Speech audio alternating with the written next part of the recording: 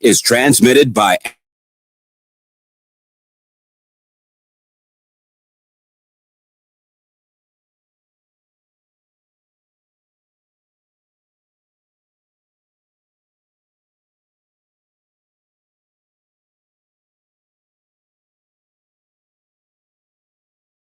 Middle of the Day Show. Mark Rodgers on a Gundy Hump Day with Cale Gundy. Guess what day it is? Huh? Anybody? The Drive is on 98.1 FM, WWLS, The Sports Animal, thesportsanimal.com, and the Sports Animal app. This is what's trending now on the Sports Animal. Day 2, Big 12 Media Days. Mark Rodgers and All right, guys, here we go. down there to provide us some excellent coverage. I thought they did a great job yesterday. All of their work is on the podcast page and on the Sports Animal YouTube, where they are live now. If you'd like to see the face of savings, Mark Rodgers himself, alongside Cale Gundy, they'll be on our YouTube page as well. Just search up WWLS Sports Animal on YouTube. World Cup continues. No matches tonight. We'll continue with France and Morocco tomorrow.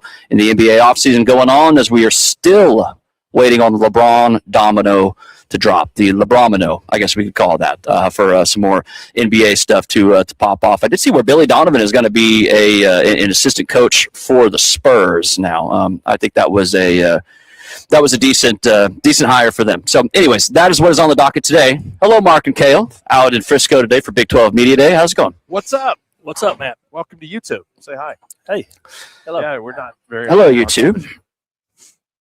Yeah. You don't see me on YouTube, but I can at least say hi to him. I don't know what the lead is, but man, you guys were pissed off at our guy Chris, who was right back here behind us earlier.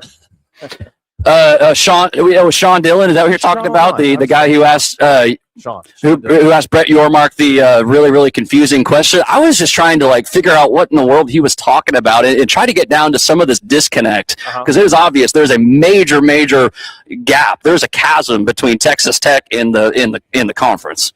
Where did I don't know how the paddle people got brought into all of that. The very, very different things. And I agree with Matt Meyer that one is not a projectile.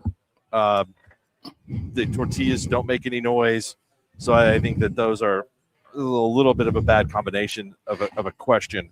And I think that I've been told in relationships, it is not the question, it is how the question is asked. And I think that the question being asked was the problem there, because I do think the commissioner, I would think that I would like to know some answers on what happened at Cincinnati. I guess you can't retroactively punish a guy that's not in the league. I don't know how you would punish Cincinnati for just having the environment in which Brendan Sorsby was at while he was gambling. I even heard a national, Evan Cohen and Chris Candy, they were all discussing this yesterday, talking about how he was new to the Big 12. I mean, I was completely ignorant of the fact that he played at Cincinnati. So there's a lot going around here. I mean, I was critical of the commissioner yesterday for not just answering the question. I mean, he just needed to stand up there and talk about the fact that the Big 12 had taken control of the ability to govern its own league through the court system, which I think is a pretty important precedent set by them, and again, the league was trying to get bullied by the Attorney General of the state of Texas for no reason. I don't think he was doing that to support Tech. I think he was just trying to do it for bettering his own political career. But I thought that was the biggest takeaway from the Sorsby situation, is that the conference won, and the commissioner just didn't want to talk about it yesterday. And I don't know if that was not to embarrass Tech. But that might be the only reason I would think of that he would. Would that have taken over the whole press conference, though? It could have. You know what I'm saying? It would, in my opinion, it had led to question and question and question. We were at an event the other night with Coach Switzer, dinner on the 50, and you had about 6 topics. We talked about 1.5, right, for about 45 minutes. And so he probably wanted just to kind of put a zip tie on that thing and go on down the road. Is my guess, maybe. I don't know. I think that's a good point. He's also dealing with a school that has a billionaire booster who at one point in time called Brett Yormark a dictator. And so there's a lot of tensions there. And then Cody Campbell says this yesterday, they met in Fort Worth, I guess, to smooth over things at a steakhouse. And Cody Campbell said this, the billionaire tech booster: we have to find a way to get all the other Big 12 schools to elevate themselves. Everybody needs to do some version of what we've done. That's the path forward for this conference. A rising tide lifts all boats. So Oklahoma State, why can't you find some billionaire? Why can't you resurrect Boone Pickens? That's basically what he is telling people. And I think my theory is that it's all downstream of him. I think that these Tech fans are walk embodiments of Cody Campbell. There was a lot of testosterone at that steakhouse in that meeting. Oh, I bet. That is high tea. High tea. It's a little. I mean, and again, what our guest had to say. I mean, let's stop ourselves a little bit here. I mean, if Tech is just going to claim like they are way better than everybody else in the Big 12, they are going to have to go out in the field and prove it. I mean, I like Joey McGuire when he sat here yesterday and told us he has Brendan Sorsby's best interest in his heart. I'm going to believe him on that. He does. I agree. He does. I agree. And I heard Joey, and I know Joey, and I respect Joey, and I love Joey. But to me, there's a a part to where you can go overboard a little bit with that. I mean, that's who Joey is, and I've known him, Matt. I've known him ever since 2000.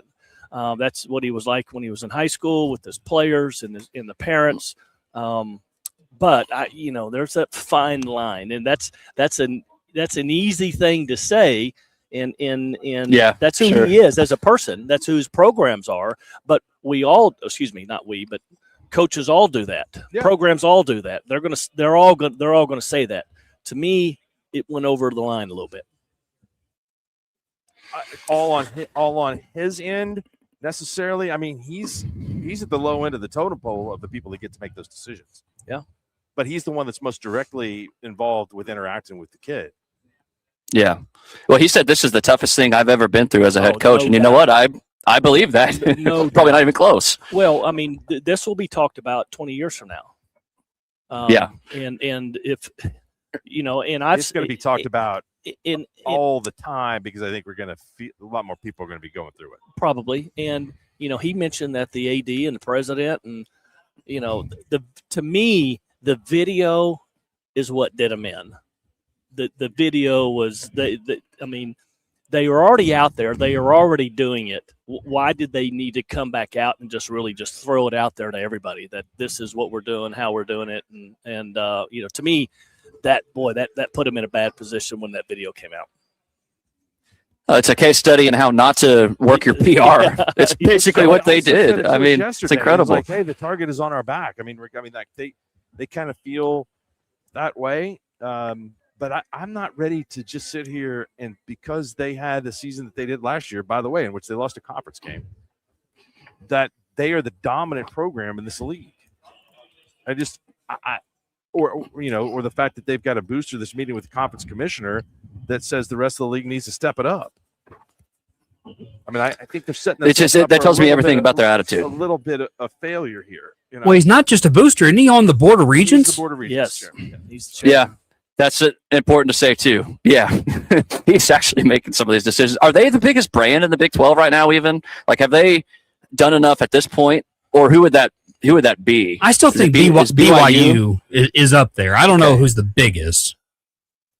Man, I don't know. Maybe it's just because we're down here in the state of Texas and, people like to say things are bigger in the state of Texas. But, I mean, what Texas Tech has done in just 2 years and I mean, they're the most talked about program in all of college football the last 2 years, right? For better or for worse, for better or for probably worse, right. or for anything else. You're right. If you want to talk hits, I'm not talking about being the best team in college football. I'm just talking about the most talked about team in college football the last 2 years is Texas Tech. Mark, you look like you're about to throw up. What? Well, I mean, there are other teams that are doing similar stuff with NIL. I mean, Miami has kind of returned to prominence. They played for the national championship. I know, but do you ever hear? I mean, that people don't talk about Miami. They do very, very little. They should. I mean, they played for the championship. I agree with you. I'm just saying, visually and on SportsCenter and on social media, it's more talked about what Texas Tech has done the last 2 years. I'm not saying Tech's better than Miami by no means. I would say that here, to me, I'm gonna throw my money behind the biggest brand in the league right now is BYU. I mean, they have a massive media following. They have been successful. They did not beat Tech last year in 2 games. We'll see what happens with them this year, but I think that big rivalry, BYU Utah, has a chance to be the biggest going forward with this league. Utah's a pretty big brand. TCU, decent brand. We don't really hear from Colorado anymore. I guess just because they haven't followed up the hype with the results on the field. Because Cale, the last couple of years, it has been Colorado, the team that we talk about. No, that's right. That's right. Yeah, and obviously with the buzz with Dion, and it's kind of died down a little bit. Obviously, it was a hot commodity for a little bit, but the stock has gone down.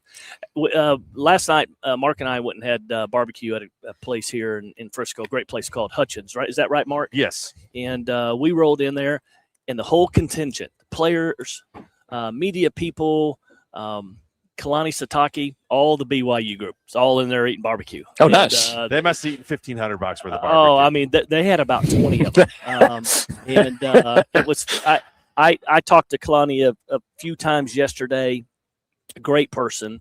My brothers always talk highly about him. My son's kind of gotten to know a guy that was at Oklahoma State who's from BYU, and just kind of learned about their program and the family and everything. And like I said, Mike has always talked highly about Kalani and the BYU family and kind of how they do things. But we roll in there and sure enough, we turn around the corner and they got about half the room, and it's just all the BYU people. The athletic director who we met last night, visited with him, was in there. It was just pretty neat. I don't know. There's a That's cool. Quarterback from Utah. Looks like it did. I mean, they're very accessible when they're here. BYU is, and so yeah. I mean, they are great with the media, and I think that last night that interaction was really cool. I mean, Satake's not kind of bigger than life. I mean, he's just walking around. No. With the guys. And the one program who's not is Colorado and Dion. Mm-hmm. That's right. He is on. I mean, when just moving around. I mean, he's constantly walking, Matt. I mean, he's going. When people are kind of walking up to try to say, hey, coach, hello, he's walking as he's shaking your hand. And I don't mean that in a negative way, but I mean, sure. It's just something that you see visually, where most people stop. Like I met the Iowa State coach this morning for the first time, stopped and talked to him. Had a great conversation with him for a while. He came from South Dakota State, was there for 19 years. Met the Utah coach for a little bit. But Dion's kind of on the move a little bit, and he's got his people around him, and they kind of give you that look like, what do you want, dude? Leave him alone. Be careful. Yeah, be careful. Well, that's interesting how these teams approach it. But yeah, we had Jimmy Rodgers today, who is the Iowa State head coach, Morgan Scalley, who's the new Utah head coach, and then Colin Klein for K-State. All those are new head coaches today, whose teams will be up. So interested to hear from those schools. So, guys, first of all, excellent job yesterday. You guys interviews with not only Joey but Drew Mestemaker and Caleb Hawkins, I thought, and Waslowski. All that stuff is great. That's on our podcast page and our YouTube page. But what stood out to you most yesterday? Man, I was just so impressed with the gang from Oklahoma State. Jalil Johnson, who we had first, and Caleb and Drew, and Ethan, the linebacker. I mean, just great kids. Which most of these young men are. Most of these players that are here, they're not only the better players on the team, but they've been coached up. These are guys that talk to the media probably more so than anybody on their team. They have more opportunities, so they're used to it. But I was just really, really impressed, and as a former coach, you appreciate young men like that, that are easy to get along to and very, very respectful and yes, sir, and no, sir. But really, really, really good, really impressed with them. And, I was impressed with Coach Fritz a little bit too. He's a guy that's been, what do you say, Mark? He's coached for 34 years, 35 years as a head coach. And everywhere he's been, he's been successful. He's kind of been a guy that's kind of been a little bit under the radar. But everywhere he's been, he's been really successful. And we've got a good lineup today. We're going to have some good coaches on this afternoon. We're going to have Colin Klein's going to be on. We're going to have Sonny Dykes is going to be on. We're going to have Rich Rodriguez. Maybe we can get an update on Michael Hawkins Jr. former quarterback at OU now, who's at West Virginia. So should be another great day today. I think he seems like a impression for me, good Rich Rod quarterback. I echo all the things that Cale said about the OSU guys. They were great. But this patch deal and the sponsorship with Monster Energy, it should be noted, however, that the amount of Monster Energy drinks that we have consumed this week is making the deal look even better for the Big 12. A lot of free product being given out, but it did not set the bar very high as far as what a sponsorship and what kind of eyes that this conference can provide a big company like that. No, it works out to like $1 million per school, which is not nothing, but that's what are the SEC and the Big Ten going to command for that kind of deal? It would be 5 times that. Yeah, at least, probably at least. Maybe I am being really low. On You're a little hard on the Beaver, Mark. Yeah. Well, I haven't seen a beaver today. I have seen an eagle. This is the Utah Ute mascot, though. I see the Jayhawk over there. Matt, I had 4 monsters yesterday. I need to cut that down in half today. It's like, what time did you turn in then? Because if I'm drinking that many monsters, I'm not sleeping. Well, that's just not happening. I had the reverse action. I was good till about 3-ish, and then I started to go straight downhill. And you crashed. Yeah, I crashed, and I'd had 3, and I was like, well, maybe I can go get another little boost here. So I went over there and got another one. I drank about 3/4 of it. It didn't work. It was a bad decision. So what happened to good old H2O? I mean, there's no water here. Of all they are no water, only Monster carbonated beverages. All the monsters we can drink. All the soft drinks we can drink, Diet Dr. Pepper. Mark, there's very few water bottles. So, however, I see some on tables over here. I may have just missed them. Core. Mark, you saw Cale yesterday. Was he looking like Jesse in Saved by the Bell after she overdosed on caffeine pills? Is that what Cale looked like? A little bit. I mean, he was going strong, and then all of a sudden, I mean, I didn't know if he was going to make it any the rest of the day. Once we got some barbecue and banana pudding in him, he was a lot better off. That banana pudding was amazing. I mean, that's just medicine. That's nature's medicine right there, is banana pudding. I mean, that's as close as it gets. As good as their food, as good and spectacular as the meat was. I mean, and it was. And Cale and I both had sausage that was off the charts. It was off the charts good. That the free dessert, whatever that is, the free dessert aisle that has peach cobbler, banana pudding, and soft serve ice cream. So it sets this place apart. We had to wait to get in there quite a bit. We had to wait. We had probably wait 45 minutes at least, maybe an hour. Yeah. That's how you know it's good, though. I don't want to go somewhere where nobody is. I mean, that's how you know it's not up to snuff. Have a guy cutting up his sausage that we could sample, which we did, and it was so good. When you get about halfway on the turn, there's a guy there that's cutting up sausage and gives you a sample, kind of keeps you in line. And then when you go up, you finally get to the counter and you start ordering. There's a long line of them there, and they start talking to you, and they want to know where you're from, this and that. What are you doing down here? And of course, I told them all. I said I drove from Oklahoma City just to come here to eat dinner tonight. And they're cutting up stuff, and they're giving you samples right there. They're feeding you food. I mean, we probably had 4 or 5 pieces of cut up of ribs or brisket or sausage before we even ordered. And I mean, they're doing it the right way. So, well, it was a little bit unnerving is that when we got in line, we let a couple of people get in line in front of us, and they were all wearing Columbia soccer jerseys. And they weren't happy. They weren't happy. They loaded like a Greyhound full of kids. There was like 12 of them, but they went one way in the line, and we went to another way to order. I was telling Cale, hopefully that they got this organized well enough, or there's going to be just 2 orders placed. We're not going to have kids trying to decide if they want grilled cheese or chicken strips. But they went one way, we went another way, so we got our food pretty quick. That's good. That wasn't good for them. Not at all good for the Colombians against Switzerland. Cale, you are out in Frisco today, but you're in for Mathis Home. What's going on with Mathis Home? 3434 West Reno. Also a big store in Middle City and Tulsa. Fantastic selection of genuine Lazy Boy recliners, specially priced at just $4.99. Fantastic deal. They made hot buys and passing savings on to customers. Enjoy the freedom to save at the Mathis home on every room in your house. Largest selection in the state with something for everyone at the lowest prices. So stop by and see them. Mathis Home Furniture Superstore, 3434 West Reno.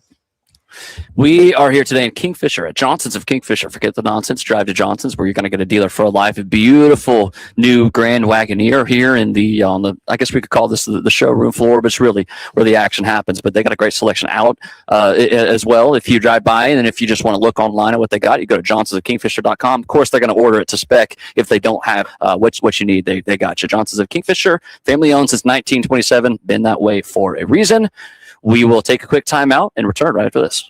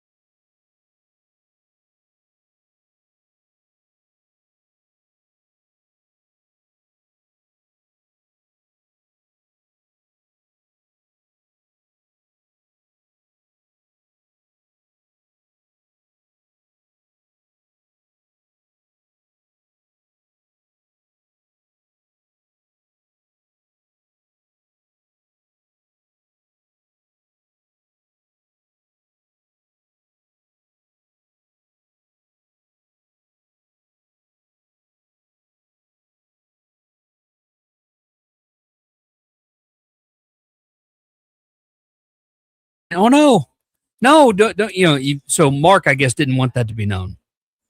And then popping the crowd behind him too. They were all part of that. Pumping them up. So sounds like a fun night. That may have been true watching the U.S. soccer game, but last night there was too much meat to have anything else to drink.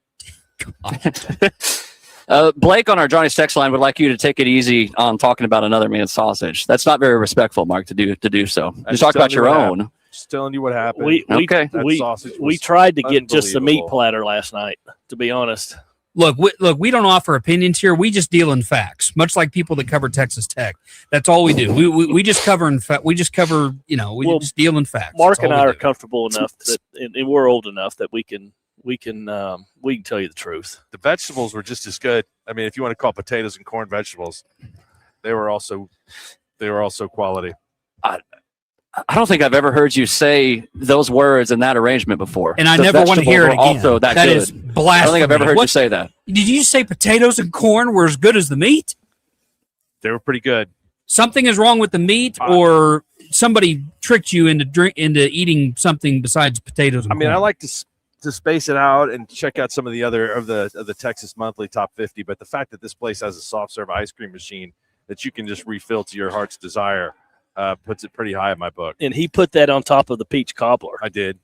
Oh, yeah. Now we're talking. The hell with potatoes. I thought it was whipped cream, but it wasn't. It was soft serve ice cream. What? And now how were the potatoes prepared? Were these mashed potatoes? Were these baked potatoes? It was potato salad. Oh no, see, I like potato French salad. fries. Okay. And corn, kind of cream corn, and it was really good. Is potato salad a vegetable? I feel stupid even asking that question. But I know potatoes are a vegetable, but is potato salad a vegetable? I wasn't talking about the potato salad. I'm not so sure. Anything to do with that. I was talking about the French fries. They were good. Technically, still a vegetable, I guess. There was also another text from David Cale, who was concerned about you and your Monster consumption. David says nobody in Cale's age range should be drinking Monsters, especially not 4 of them. So he's worried about you. Oh boy. I guess that probably means I need to stay off the RBVs too. We'll see if they'll send us a stipend for advertising the Monster. Yes, you know what? He's probably right. Already got their money's worth. Matt, he's probably right. I think about that all the time when I'm consuming a one of those drinks that I probably shouldn't be doing as much as I do. I think of any age, it's probably not necessarily great for you. I mean, they're not recommending a 12-year-old to drink those. You just do it anyway. So I think it's okay.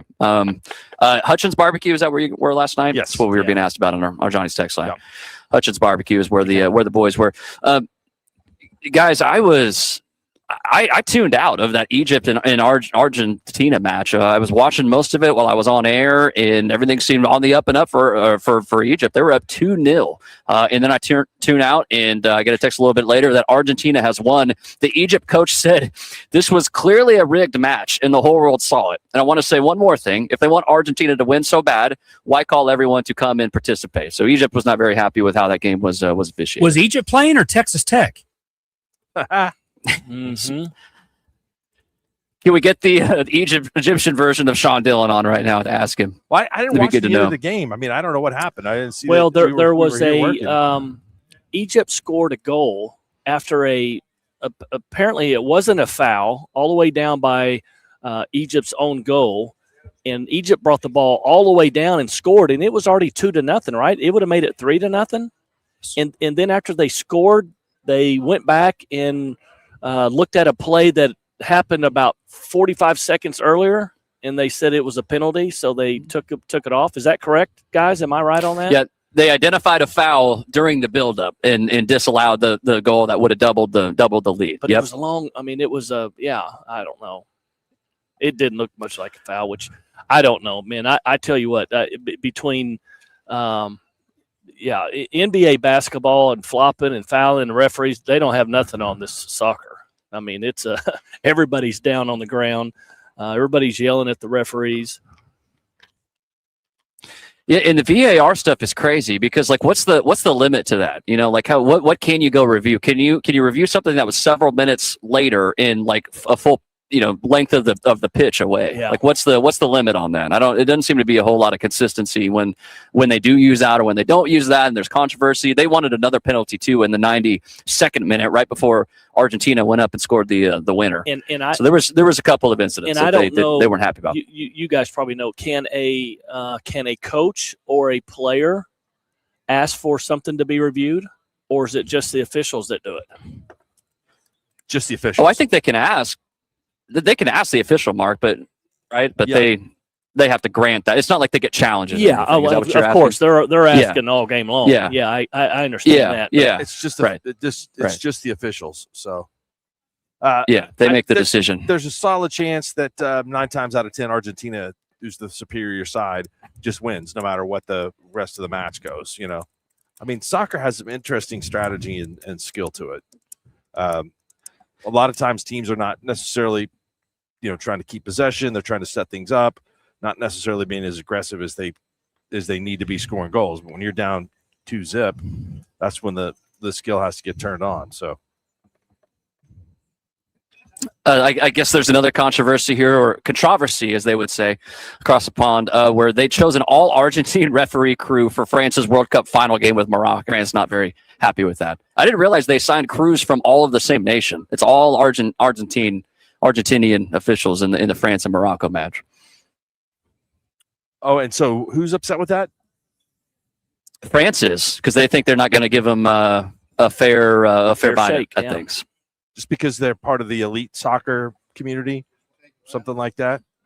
Yeah, in the World Cup final last time was between those two teams, right. Argentina and France, I'm guessing. But I didn't realize that they named all officials from the same nation. I mean, language barrier, that makes sense. And of course, there's one main one that you're worried about that Cale is talking about. But some of the linesmen and guy who holds up the video board. I don't know if I'd rather be that or one of the chain gang. That's going to probably the guy who holds up the video board. That's going to be a good match. That is going to be good. They're all going to be good. You're going to see some elite. You're going to see the best players in the world.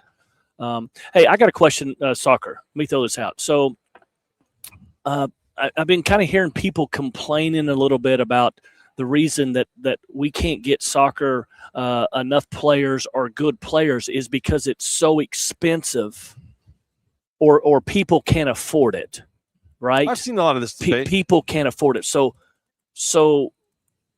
if people can't afford it, is it expensive in all these other countries all over the world to play soccer? Well, here's what people are trying to say. We would have probably a little bit more money than most others. It is the academy model versus the model of the United States, where pay to play model. Yeah,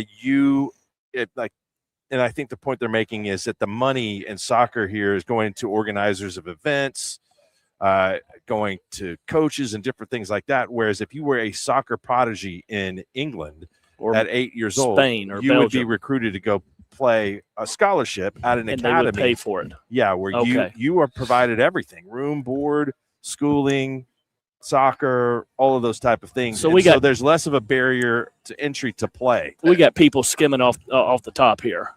And earning money or making money off of other countries are investing in these players. Yeah. Exactly. And building up that. You guys would both have a good sense of this, Mark. You covering high school football, Cale, you haven't recruited it for so long.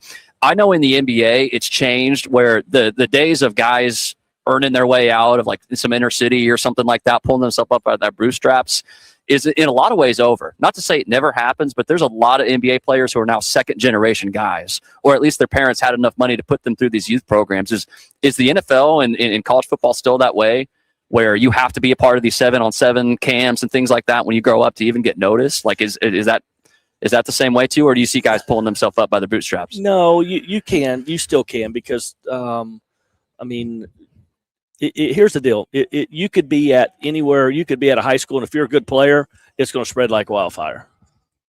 People are going to find out about it. I mean, you can be at a small town in Oklahoma, and you don't play any 7-on-7. But if you're a good player, because of social media, because of the ability to spread the word, and then high school coaches that have areas that go to high schools, once in the fall and once in the spring. For the most part, guys have areas. They still got to go to those. They still got to find out about those areas. Like if I had 80 schools in the state of Oklahoma, I was responsible to know if there was a player in those 80 schools. How do I find that out? Do I go by all those 80 schools? Probably not. Do I make phone calls? Do I have somebody reach out to those coaches? I'm finding everything out in those schools. So, I mean, does it help? Yeah, it helps, but it's not the end all because, again, Gotcha. You can get a video and you can upload it and put it on social media right now. I see high school recruits uploading their own videos on social media. I think is also it's a little ridiculous and hot takeish from people that are coming in and watching soccer for the first time to say that the United States, like not these guys that they have on the U.S. men's national team aren't really accomplished athletes. It's like, oh, well, they're not the best athletes because those guys are all going to football, basketball, and different things. But still, those guys are pretty good. I mean, it's not like they're just not athletic and they chose soccer. So, but I think that the world is pretty far ahead of the United States because of the passion of the game. I mean, they're more passionate about the game in Belgium than they are here in the United States. No question. It's cultural. But man, you look at soccer, to me, guys, that is like the most accessible sport out there, or got to be up there. Like baseball, you need all this extra equipment that you got to buy. Football, same thing. Even basketball. Soccer, you need a ball and a couple of cones. Like that should be pretty easy. And then you got Messi and Ronaldo. They didn't come from any money. They were rags to riches, but we have a harder time with that because of our system. And so until that changes, Cale, I don't know, man. I mean, it may, like, why would it change? I don't know what it would take to get that to change. That's going to be difficult. I agree with you. I agree. We'll see what happens. Looking forward to some more World Cup, although not tonight. I'm going through a little soccer withdrawal, so we'll wait until tomorrow. France and Morocco. What's going on, Cale, with Mathis Home? Tell me a little bit more about that. We've had some good Wimbledon this morning. So good call. The player from Great Britain, Ferry, who was unseeded, he won in the quarterfinals. I saw a deal on him this morning. He said he grew up 5 minutes from Wimbledon. Really cool. But Taylor Fritz got beat by Zverev. From Germany, 6'4", 6'4", 6'2". But anyways, Mathis Home Furniture Superstore, whatever your style, they have it in stock, so you do not have to wait. Mathis Home has fast, free delivery on everything in the store. Buy it today, get it delivered within a couple days. Mathis Home low prices beat Amazon, Wayfair, and other online retailers hands down. Shop and compare. You'll find they have the lowest prices, every single item, every day. Also, make sure and go into the complimentary interior design service area. Go into the interior design service and speak to a designer who can help you with any project, big or small. Stop by and see us here, 3434 West Reno. I'm not even a huge tennis guy, but I'll watch Sinner and Djokovic later. I'll do that. Absolutely will.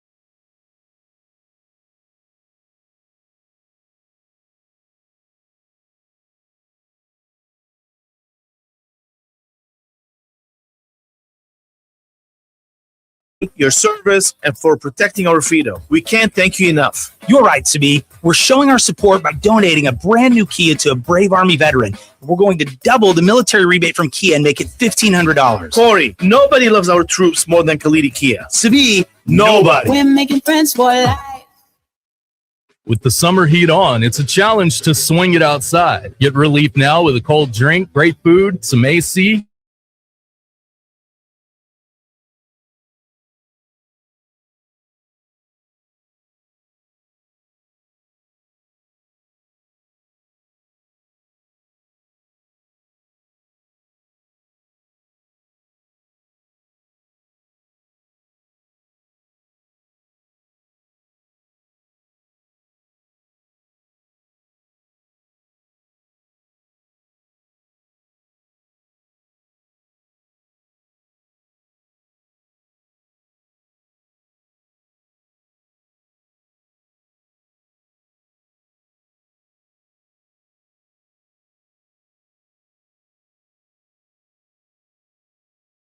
Sports Animal.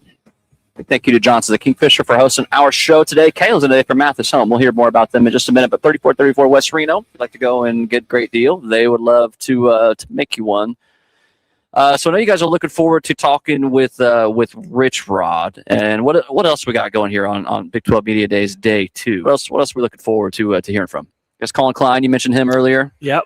K-State fans seem very excited about him. Yep, should be. I will tell you this. I was I visited with him for a few minutes a while ago, and I don't. Maybe is it the stress of being a head coach? He looks like he weighs about $160.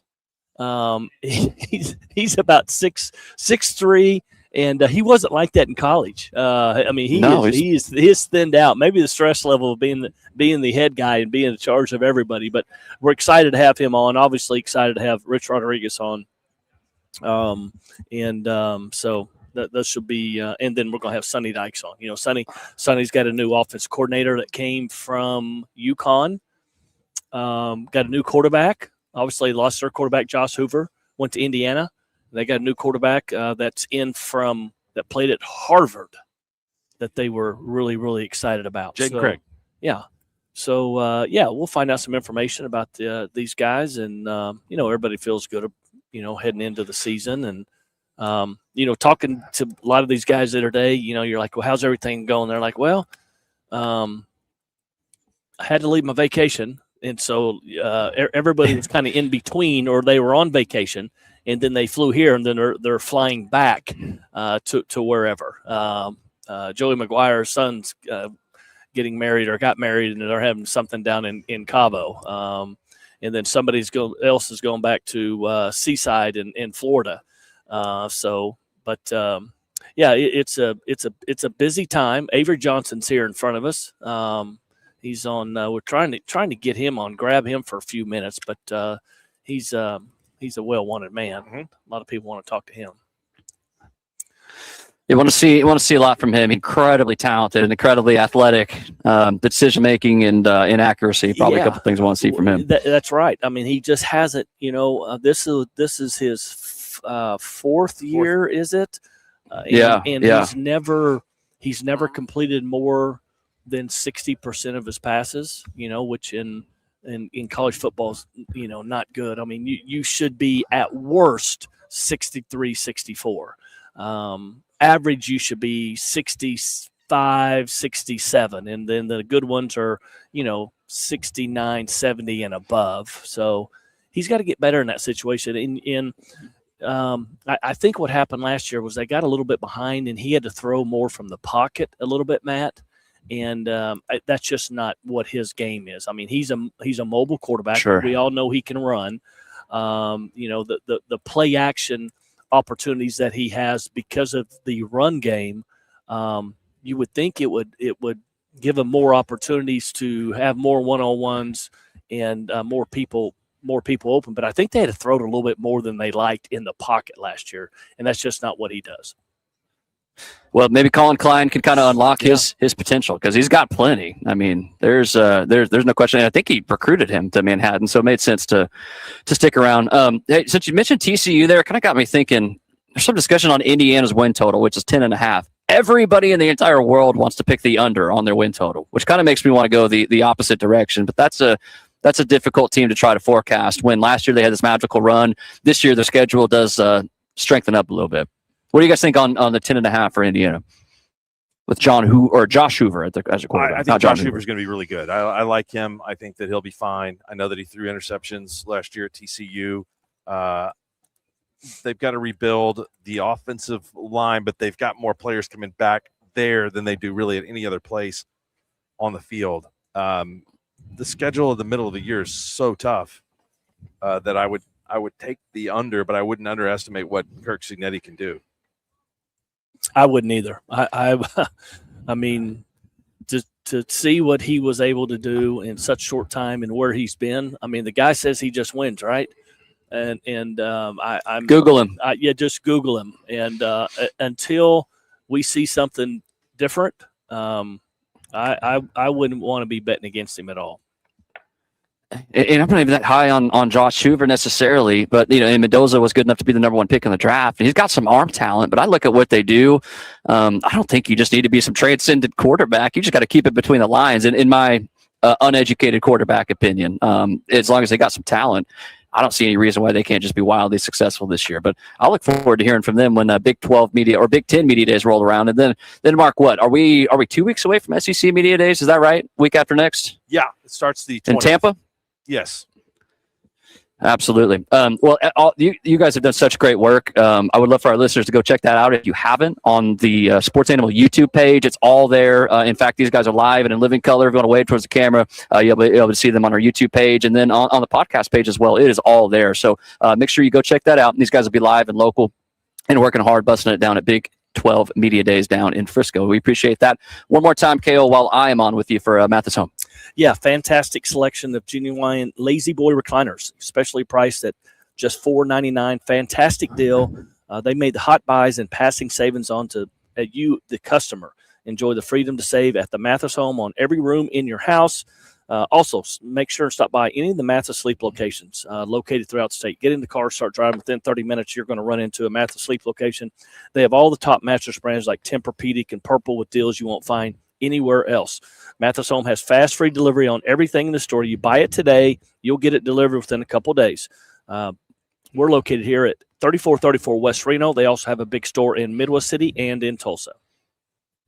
Sounds good. Big thank you again to Johnson the Kingfisher. Shout out to Preston Poole, by the way, who's down there, has done an excellent job. I think he's networked a little bit, thawing the ice with the TCU football program, which is good. Yeah. But more importantly, make sure these guys sound good and getting on YouTube. So is that the case? Is he getting a little bit closer to getting unblocked on their social media? Yes, I think so. I think he's made a lot of progress. He talked to Sonny Dykes earlier this morning, so I think he's going to be good. And he good. He gets makes Super me Frog happy. Come out of character. But that was the mascot talked to him yesterday. That's really unnerving. I mean, maybe I wasn't supposed to say that, but that's like one thing you're not supposed to do as a mascot is talk to somebody. So, but even a personality like Preston can get that out of somebody. So shout out to Preston as well as Mark and Cale have done an excellent job. Don't go anywhere because they're continuing their coverage down from Big 12 Media Days down in Frisco. Thank you as well to Matt Meyer and Louis Elder for making the show possible. Middle of the day show is coming your way next. My proctologist used to be a photographer. Yeah. Hey, he took that Guys. over and said cheese. See you guys.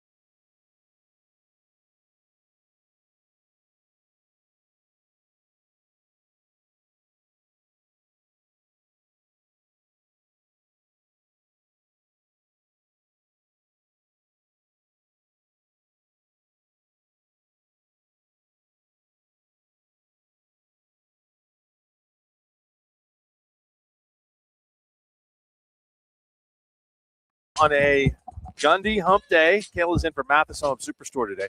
We're on our YouTube channel. It's like we're on TV the entire show. Yeah. Yeah, it's not Nice. bad. I'm not sure that I would be cognizant of doing it every day. You know, if I would want to do it every day. No, I'd get caught doing something I probably shouldn't be doing. Nah, I don't think so. Our show is action-packed today. We have coaches galore. Just added to the show, Lance Leipold, the head coach of the Kansas University Jayhawks, who will be coming up. So it's a big, Kansas State affair today. Yep. Kansas State, West Virginia, TCU. We got some good coaches coming on. Get a chance to hear a little bit about Michael Hawkins Jr. out at West Virginia. Yeah, I heard it's his. I heard it's his job. You think we're going to get Rich Rod to say that today? I don't know, but we're going to ask. Either you're going to ask or I'm going to ask. They're returning, and then I'm going to tell him that I've been told it's his job. Returning quarterback Scotty Fox. He played good for them down the stretch. I mean, it wasn't. It didn't look like Peyton Manning at Tennessee or anything like that, but they played better in the final few games. Yeah. So they've got some, they went in transfer portal like everybody else. So there's Coach Rodriguez right there walking this way. He may be jumping on right now. Not quite sure. That'd be outstanding. Yeah. But yeah, they were 4-8 last year, but did play some of their best football at the end of the season. Yeah. Here he comes. He looks good. I haven't seen him in a while. Yeah? Yeah. I'm going to welcome him. Okay. You're good. Thank you. I appreciate it. Come on over. Yeah, let's go. I got some connections with Michael Hawkins Jr. I don't know if you know that. Oh, you did? Yeah. Yeah. So you probably talked to Dad. Yeah, he texted me the other day. I'll make some phone calls. Yeah, he texted me about coming down and playing golf at lunch. Yeah. All right. Rich Rodriguez has joined us, head coach of the West Virginia Mountaineers. Rich, good to see you. Hey, good to see you. How you. you doing? Good to see my old buddy here. Yeah. It's been a while. We were asking you off the air about Michael Hawkins Jr. You guys got him in the portal. Of course, Oklahoma fans are familiar with him. So what have you seen that you like? Yeah, really, obviously we were looking for a guy to compete with a starting job. We have Scotty Fox, who played for us last year, was a 17-year-old freshman. But we wanted somebody that can compete with him and thought they have the skill set to fit our offense. Of course, I seen Mike, knew about him, and love what he did in the spring. He's kind of a quieter guy in a lot of ways. Very, yeah. But he's ultra competitive, can run, can throw. And you know what I found out through spring, which you don't really know till you have him, is his decisiveness was really good, especially for the first time in our system. And typically with the learning, they'll hesitate a little bit. But Mike was really decisive, both in the run and the pass game. So that was really skilled. And I thought as the spring went on, he got really, really comfortable. So I'm excited for him. I think he can do great things for us. I've known him for a long time. Obviously, I told you I recruited his dad back at R.L. Turner High School to come up and play defensive back for us at OU long time ago. And I've stayed in contact with the dad quite a bit. And especially when he was through OU, you'll have a hard time finding anybody that's going to work harder and put the time in. Oh, they have and then Malik, his brother's there too. Exactly. He's a good athlete. He's a good athlete too. He had a good spring. And so, he's been coached, and he's been raised up, not jerked up. Exactly. And, the work ethic that he has, and it's really important to him.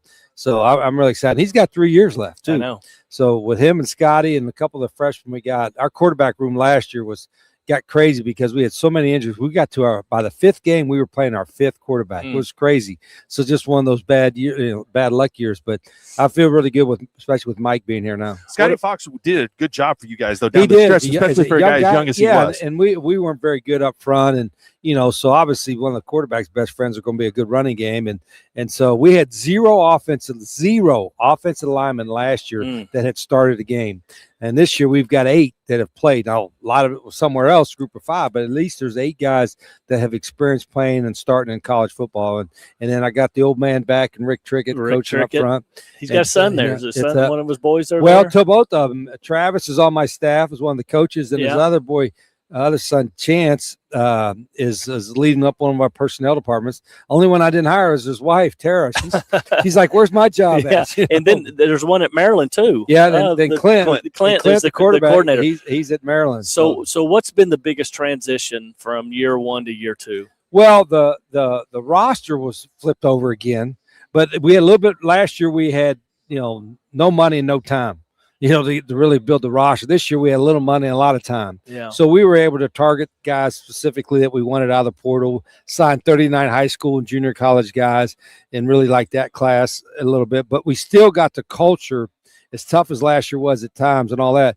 We still think the culture got kind of set in place. And you got to work on that every day. But we're still, I don't want to say old school, but it's still where we coaches coach. Yeah. And we tell our players, we're going to coach you and we're going to coach you hard. Yeah. Now everybody coaches to their own personality. Like I'm kind of loud, you know what I mean? And my son, who's a quarterback coach, is kind of quiet and measured. So I don't tell the coaches how to coach, but we tell our guys, I always kind of get a kick here. Says, well, you got to be a player's coach. I said, what's that?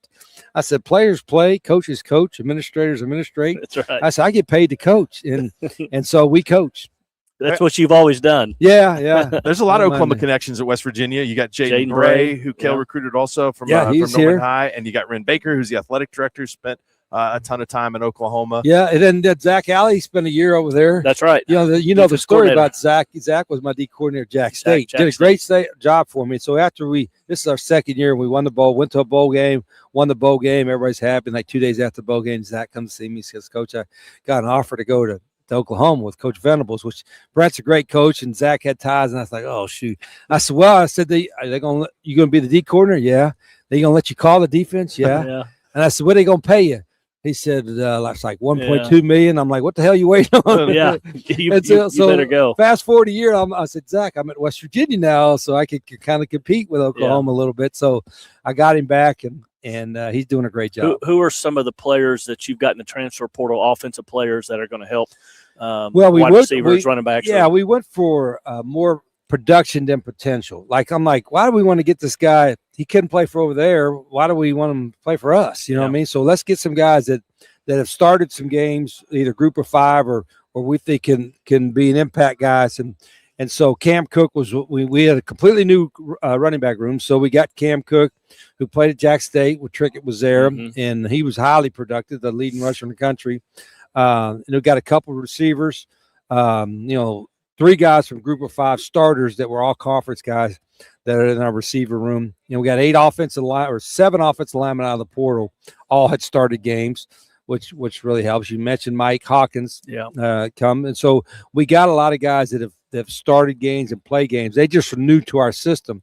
And so as a coach, I told our guys, and this, sometimes coaches want to be the smartest guy in the room and have all these fancy schemes. I said, we got to be freshman friendly. They might be 21 years old, not a freshman, but they're freshmen in our system. That's right. So let's not have the talented guy standing next to me on the sideline because he don't know what he's doing. That's our fault, not his. That's right. So we've simplified things a little bit on both sides of the ball and getting our guys to play fast.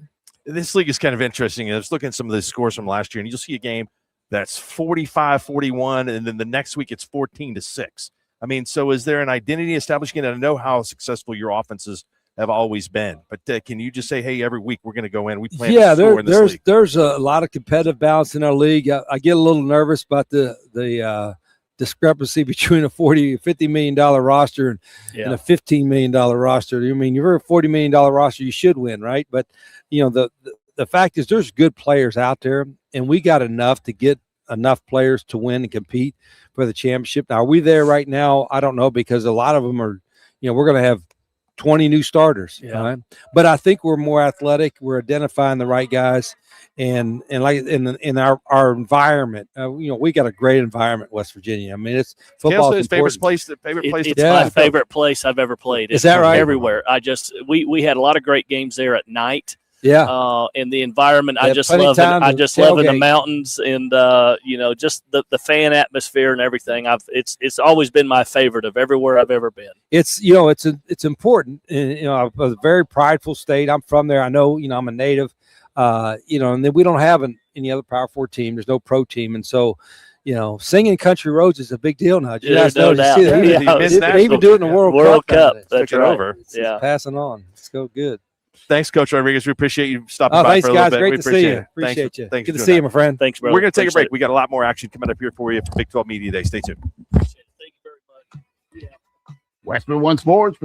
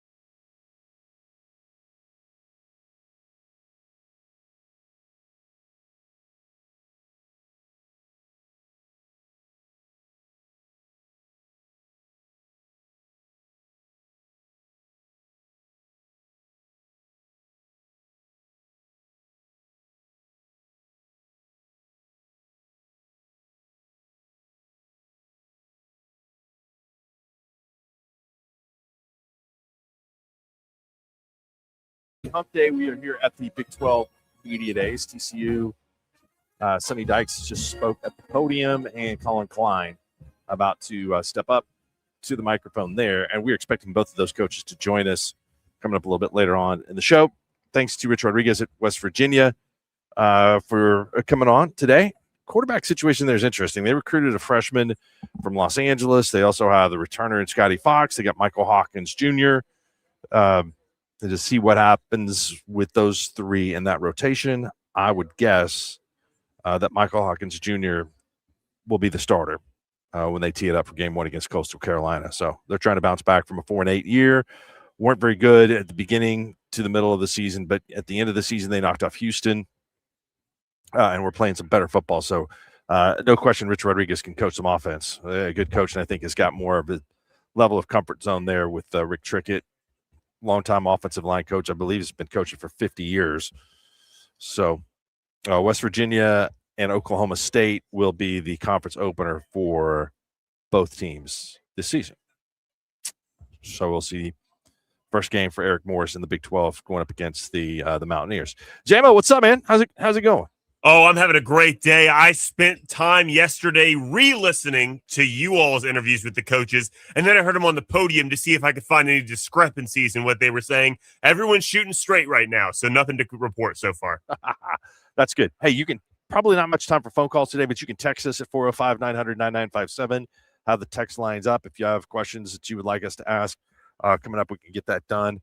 I thought Oklahoma State contingent yesterday was really good. We're going to continue to have more content that we'll put up on the website for you to check out as the day goes along. So it's fun to be able to talk some football. Did you about pass out yesterday watching that Argentina match? Oh, I was here in the studio. You're lucky I didn't pass out and kept you all on the air while it was going on. It was unbelievable to watch that happen. The Egyptian coach, not happy. Not a happy camper after the game, and not upset with his team, upset with the officiating and FIFA as a whole. So there's a lot of controversy beyond the United States in the World Cup so far. Did he have a case? I don't. He didn't really. He would just really just like more angrily talked about how the ref like screwed the game, and then how Argentina like it's favored for the Argentinians to win all the time. He didn't really provide like concrete evidence. It was more of just like a crazy tirade. But I've watched baseball for a long time, and I love when a manager gets on a crazy tirade. Yeah, but you lose, you have things to complain That's about. right. So That's right. that's how it happened. We may get Jaden Bray on. Yeah, great. Wide receiver, West Virginia, who's from hometown in Norman, Oklahoma, Norman High School. So, had a tough year battling injuries last year. He got hurt in the second game of the season, I believe, for them. Yeah, he's 3 years at OSU. He's been 2 years there. So I mean, this is his 6th year, I believe, and hasn't had that year yet where he's been healthy and had a bunch of balls. So I can remember him when he was at Norman High. I wanted to recruit him. He played safety and he played wide receiver, and he was physical as all get out on defensive side of the ball. I mean, he would light you up. He'd take your head off. And I loved it because he was also a wide receiver. He was a good basketball player. Mm-hmm. I just thought he had all the talent and skills, and he had the mindset. He was a physical guy that played on the offensive side as a wide receiver, but he's never, he's kind of never had that breakout year, and so hopefully things will go in that direction. So we might get him, FYI. Yeah, hopefully we can do that. Injuries have been a big situation there. So, yeah, the big complaint coming on the non-call on the Argentinian goal. That Colombia Switzerland match goes to PKs yesterday without anyone scoring. I saw a tweet this morning that said that game could have been an email, and I agree. They just tell you what happened? That's right. I don't think Colombia, who perceives himself and is a soccer country, likes to lose to a Scandinavian team in that sport. I think they probably that'd be like the SEC losing to the Mountain West or something. Well, it's like you said, J-Mo. I don't know if you heard us earlier, but we went to a barbecue restaurant last night. In the they had a line of about at least 100-ish that was in front of us, and we were outside this long line, zigzagging before you get in the restaurant. And The people that rolled up right in front of us got out of a vehicle, and there was about 12 of them, and they had Columbia jerseys on, and they weren't very happy. And there were some more that came in there as well that had Columbia jerseys on, but no, they weren't very happy at all. I was concerned they're going to eat all the burn ends, but they didn't. So everything's good. We got our fair share of barbecue there. Have you, in your mind, mentally come up with a picture of what the Big 12 looks like this year? Are you picking Texas Tech to win, and everybody else is chasing them? I think it's Texas Tech and BYU. And then who's going to be the surprise? Who's going to be the surprise team that's going to pop up?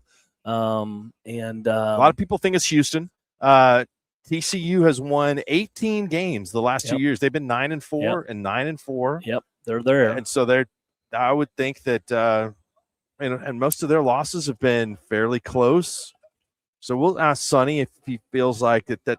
Are they closer to where they were in 2022, or maybe if they've been overlooked a little bit? Well, they've always had good skill players, and I think they lost some players, obviously, which everybody does. So they got a new quarterback. Obviously, we talked about him from coming in from Harvard.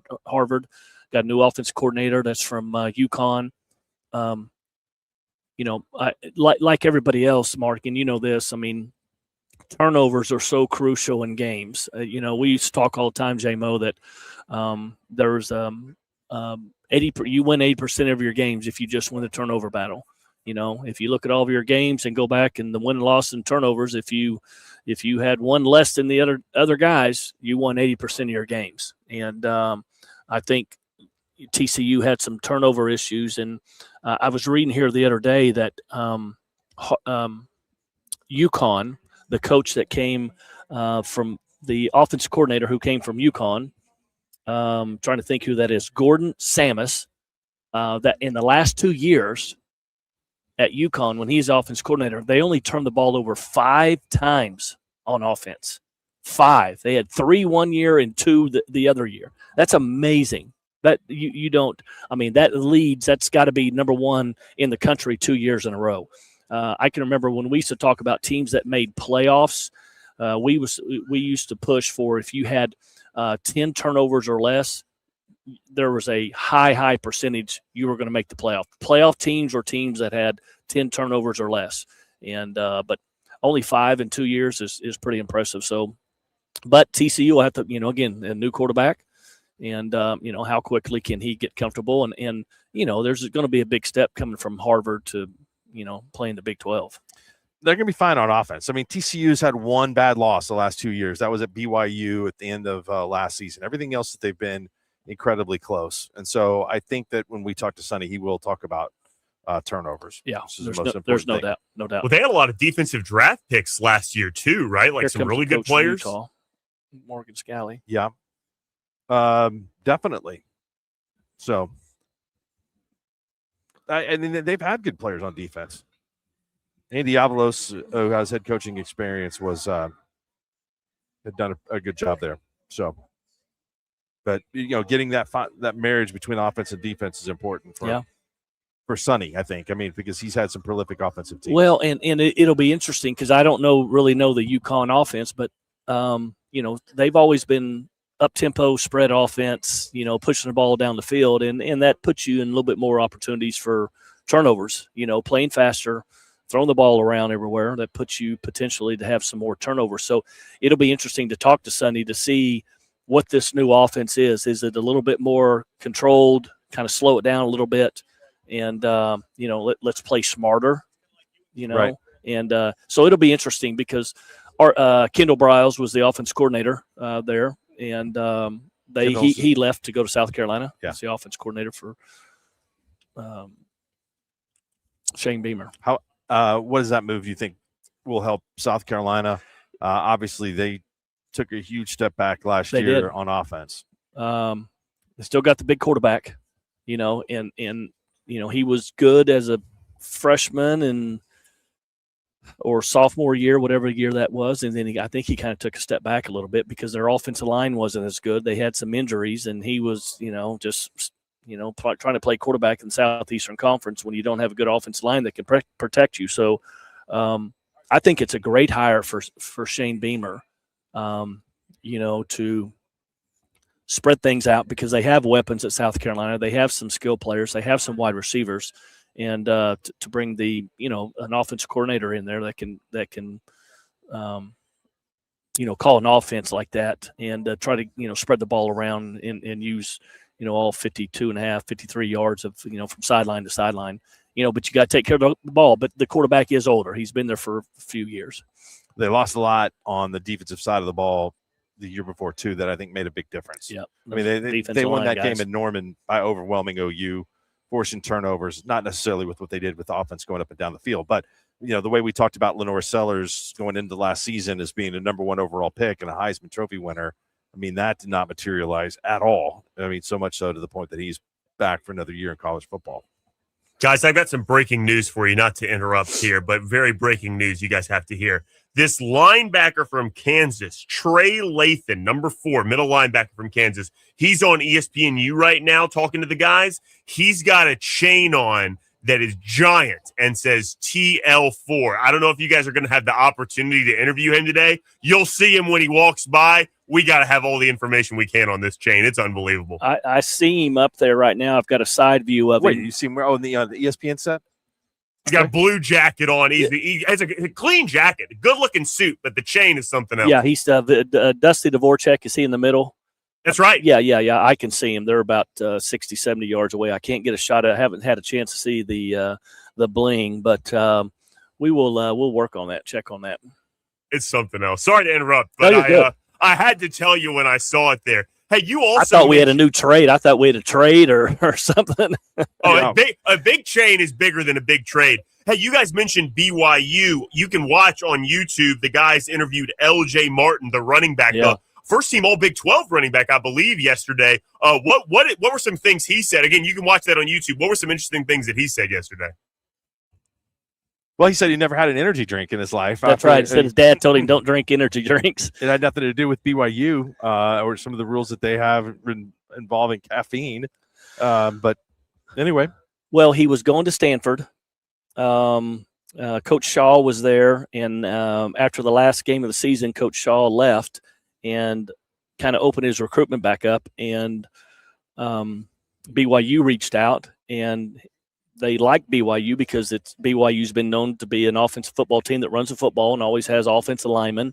And, it's a good opportunity. And he said he didn't know much about him. He went on the trip. He wasn't, it wasn't just he didn't sound overwhelmed, like, oh, man, this place is awesome. I got to come here. He was just like, yeah, I felt like, you know what, I'll just give it a shot. I'll give it a shot because it was the best for me as a football player, as a running back. And, I would have confidence in going to BYU and running the ball behind an offensive line that usually has some older players, 23, 24, 25-year-old guys that's been in college for, 4 or 5 years. So he was sharp, really impressed with him. Yeah, I hear you. We got a lot going on today, again, at the podium. Let's see if we can get Ren Baker to come over here and say hi to us for a second, who's the athletic director at West Virginia. But again, we're expected to visit with Sonny and also Colin Klein at Kansas State. What do you think Colin Klein, what do you think 2 years at Texas A&M did for him after leaving Kansas State? Well, I mean, it's a different league going from the Big 12 to the SEC. I think he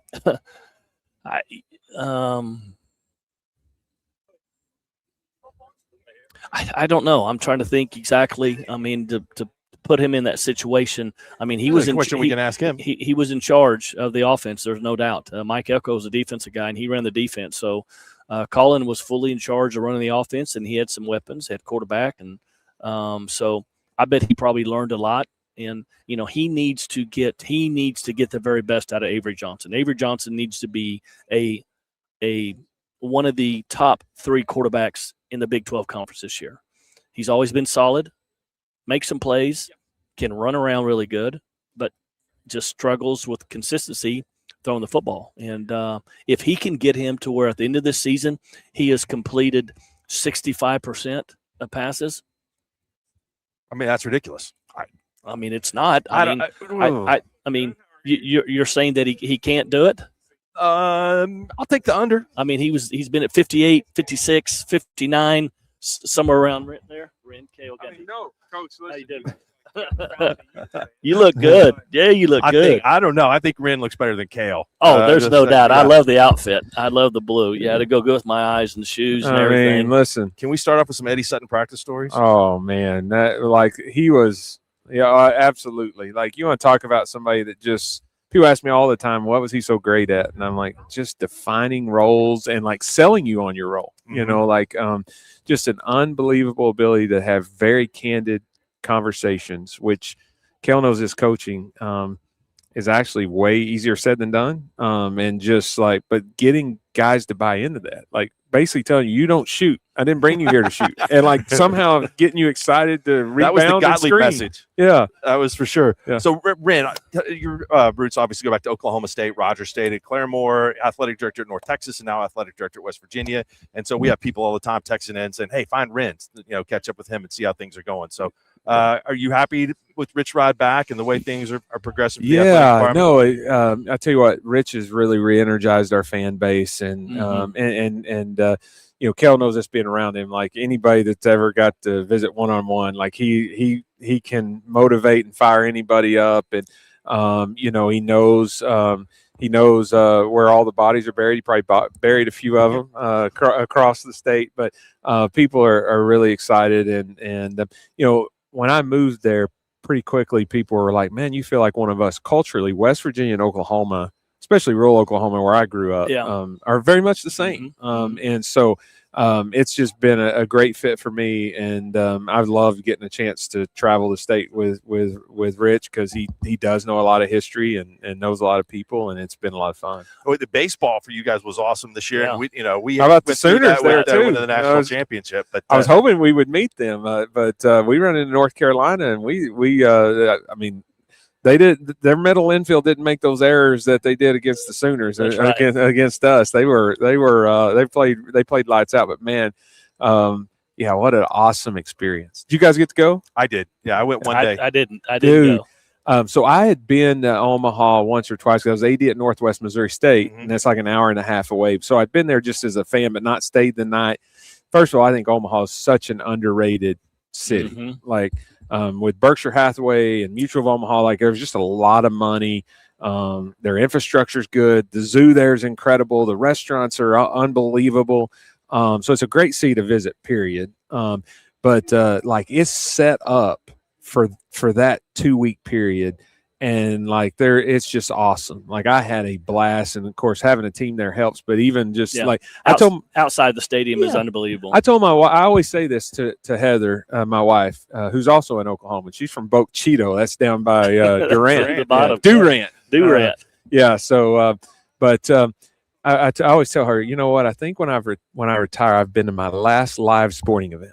Because when you're invested in the emotions, or like just going, like I get invited to NFL games. Like we got several of our donors that have suites at the Steelers games. I'm like, dude, the last thing I want to do is go to another sporting game. I just want to sit on the couch and watch it. But I would go back to Omaha, just as a fan. Like it was a great experience. And man, I love Skip Johnson. So I think he's a Denton native, but he played at UNT. Right. He's Denton guy. And so people were always on me, like, you need to start baseball back. Skip will come back. I'm like, he's at OU, but I don't know him, but know of him because of that. So I loved, he's such a good dude. Love seeing him get a win. He is laid back. Coach Stoops obviously was there. Coach Switzer was there, and they raved about, and Bob talked about just everything outside of the stadium and how beautiful it was. I had the opportunity. I had a brother-in-law that played at Oklahoma State in the mid-'80s, Jim Long. So every year they were in the College World Series. So my dad used to send me with my sister to Rosenblatt. And, I fell in love with it there. And I had the opportunity when I was at OU when I played also. We went to the World Series. But they said the new stadium and everything is awesome. Mark knows this, and I told Rich Rod, in all my years coaching, my favorite stadium to visit is West Virginia. It's such a cool place, man, because people are like, I have people that come visit all the time, even the baseball regional people. I had people text me all the time. They're like, God, that atmosphere is unbelievable. I got a buddy that works at Alabama, and one of our games with Kentucky, they cut away and went to the Alabama regional, and he's like, it was not a good look for us. Like, he was like, because y'all's atmosphere was like off the charts. And, I just said, we may not have a 100,000 seat stadium, but our fan base is as passionate as any SEC fan base. Like, they are committed, they are in it, and if you get a nighttime game, they're really in it. And we had a handful of nighttime games that were great, and it was cold. Some of them were snow, and I mean, I had my son coach there with us for a while, so he was with me, and I mean, it was just, man, it was my favorite of everywhere I've been. We loved going to Morgantown. When did you guys that Tavon Austin had the I was there. Yeah, they just went nuts. I was there. I was there. He was yelling at Mike Stoops during that game. Oh, there was enough yelling going on. I saw some of the celebration videos, maybe on either TikTok or Twitter. Now, is that your house? You get the view of the river like that in your backyard? Yeah. Well, Kayla and I'll come over. We'll barbecue with you or hang out. So I have probably one of the best views in the state, and you got to check this out. Like, it's just unbelievable. It looks like a green screen, honestly. Like, it's incredible. I texted Larry Reese the other day. Oh yeah, because I got to know your brother pretty well. He and I communicate occasionally. Mm-hmm. I think the world of Coach Gundy. But I killed a timber rattlesnake, and there's not a lot of poisonous snakes in West Virginia. So I grew up in McCurtain County. Mm-hmm. Valiant is the town I grew up in. People know McCurtain County now because of Broken Bow. Nobody knew it when I was growing up. I should have bought a bunch of land down there. No doubt. I did not. But so I've killed a lot of snakes. I've gotten to where as I've gotten older, I've killed probably dozens of copperheads, a few cottonmouths. I've only killed 2 or 3 rattlesnakes because you just don't see them as much. But I had a timber rattler in my backyard Father's Day weekend, and I'd let it go if I didn't have kids and dogs, because I've gotten older, I'm like, if you leave them alone. But anyway, but I texted Larry Reese, and I said, hey, you need to tell Gundy that there's a new snake wrangler coming out. So it's well, I don't mean to burst my brother's bubble, but I think that was a little staged when he was kind of hunting it a little bit. You know what I'm saying? It's like Tony Caridi, our play-by-play guy. He circulates a video every now and then of him holding a gun next to this wild boar, and I would put my whole pension on the line that he had nothing to do with that. With killing that boar. I saw Tony on last Monday at the NMSA Awards. He won an award. He did. And he won the Voice of College Sports, which was really cool. He did a good job on that speech. So, Ren, we know you're busy, man. Thanks for stopping by. Hey, I always enjoy it. Love what you guys do. And this guy here, I hadn't got a chance to spend a whole lot of time with him, but when I worked with Seth Luttrell, he talked about this guy like he was at the right hand of the Father, man. Like, he loves Coach Gundy. I appreciate it. I appreciate it. Thanks, Ren. Good Thank you very much. Appreciate it. We'll take a break. Ren Baker, the athletic director at West Virginia. Stay tuned.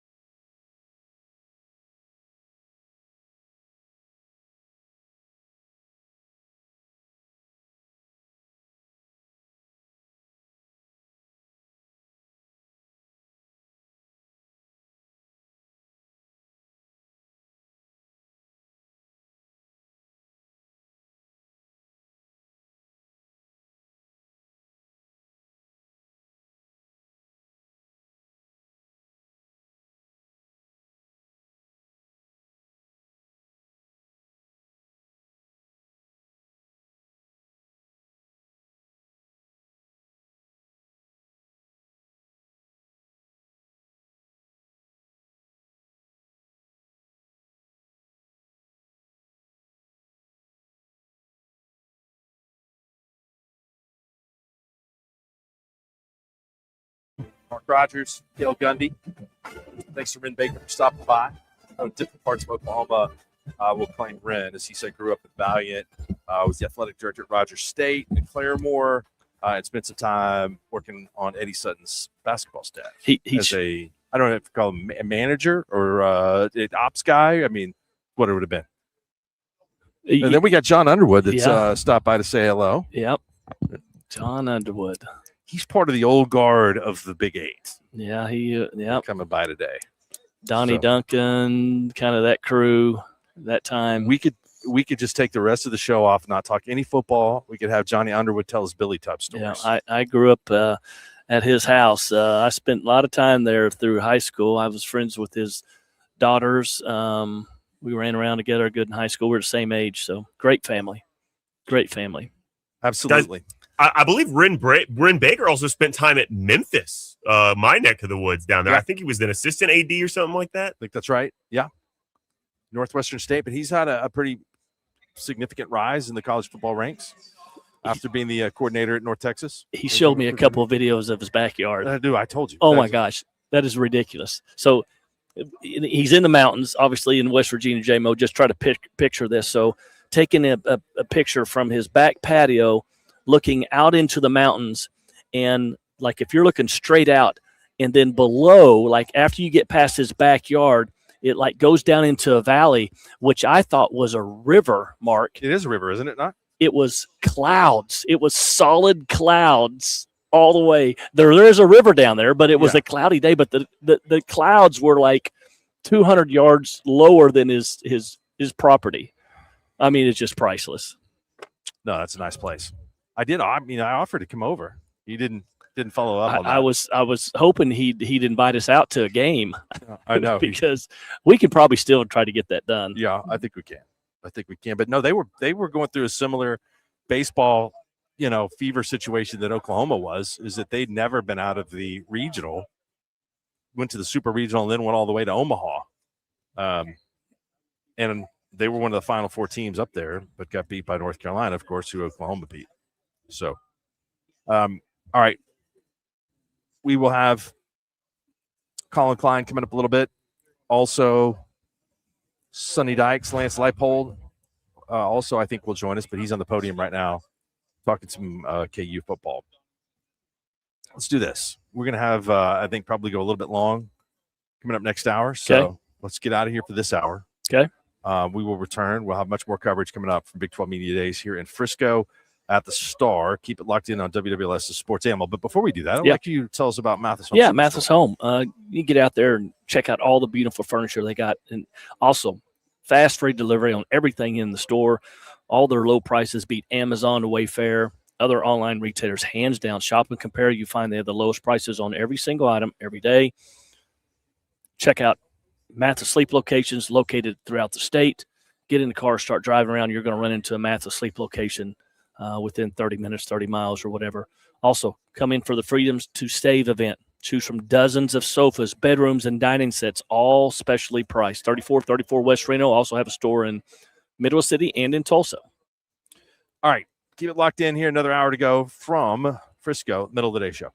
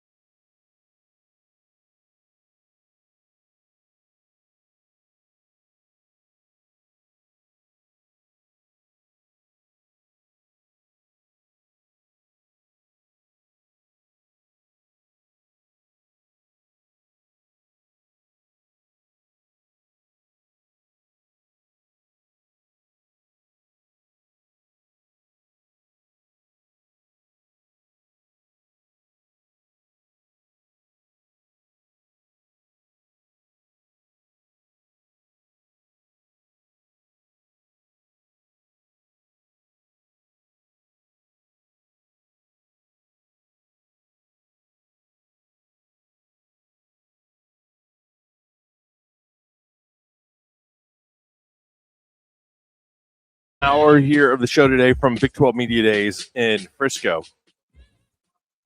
And we will be visiting with TCU head coach Sonny Dykes, Kansas head coach Lance Leipold, and then TCU head coach Sonny Dykes coming up here in just a few minutes. Colin Klein also, K-State, mentioned that. And Morgan Scalley right now is at the podium for Utah. It's kind of an interesting team this year. Their schedule has BYU on it. It does not have Texas Tech on it. I think people thought Utah might be the favorite to win the Big 12 last year, or one of the favorites to win the league. It was not considered to be the Texas Tech Invitational like this year, but on their home field, they got beat up pretty good. Yeah. In that game, lost their quarterback. Their quarterback is here today. They also have Bird Ficklin on their roster from Muskogee, who you like a lot, right? I do. I watched him quite a bit last year, 2 years ago, I guess, when he was in high school at Muskogee High School. And I was a fan of his. I think he's just, man, he there was something about him. He kind of had that. He kind of had some something special to him, and he was dynamic. Little guy that can run around, create, stay on his feet, left-handed. But man, he could throw it. And was he the best pocket passer in the world? No, but there was just something about him that just. I remember telling some people, I said, I think this is a guy like 4 years from now, he could be at the Heisman. He could be in New York City, or he just never could get it done. But there was just something about him that, if he got at the right place. And I was talking to Dan Pierre, the quarterback from Utah, about him, Devin. And I said, hey, how's he doing? He said, oh, he's doing awesome. And he said, he's a super guy, fun. He said, he's from Oklahoma. And I said, yeah. He said he's doing really good. So, like to see what's going to happen. Wouldn't surprise me. He may not end up back around here sometime, in the transfer portal world. Well, the games he played in last year, they won. He ran for 166 yards and 2 touchdowns against Baylor, and a game that was back and forth against Kansas State that Utah eventually won at home. He had 3 touchdowns rushing in that game. So tough kid too. Tough as nails. Yeah. Dampier for New Mexico had, I thought, a really good season last year. Only 5 interceptions. He threw for 2,400 yards, 24 touchdowns, ran for another 810 touchdowns. So Utah's a team that I think people have kind of forgotten about because they didn't live up to their expectations last year and lost that key game early in the conference season and kind of had a battle back through the rest of the year. Yeah. They've kind of been going through that quarterback situation for the last few years. Who was the quarterback there that was injured on and off, that played a bunch, that won a bunch of games? Utah, number 7. Cam Rising? Yeah, Cam Rising. And finally he got out of there, and Dampier came in, and he's a good player. He's a good-looking guy. Guy looks like a linebacker. Some of these quarterbacks nowadays, they're like 225, 230 pounds, but they're not 6'4", 6'5". They're 5'11", 6 foot, 6'1" guys. They look like Mike the linebackers. reason that it is that they run the ball. You're being asked a lot more.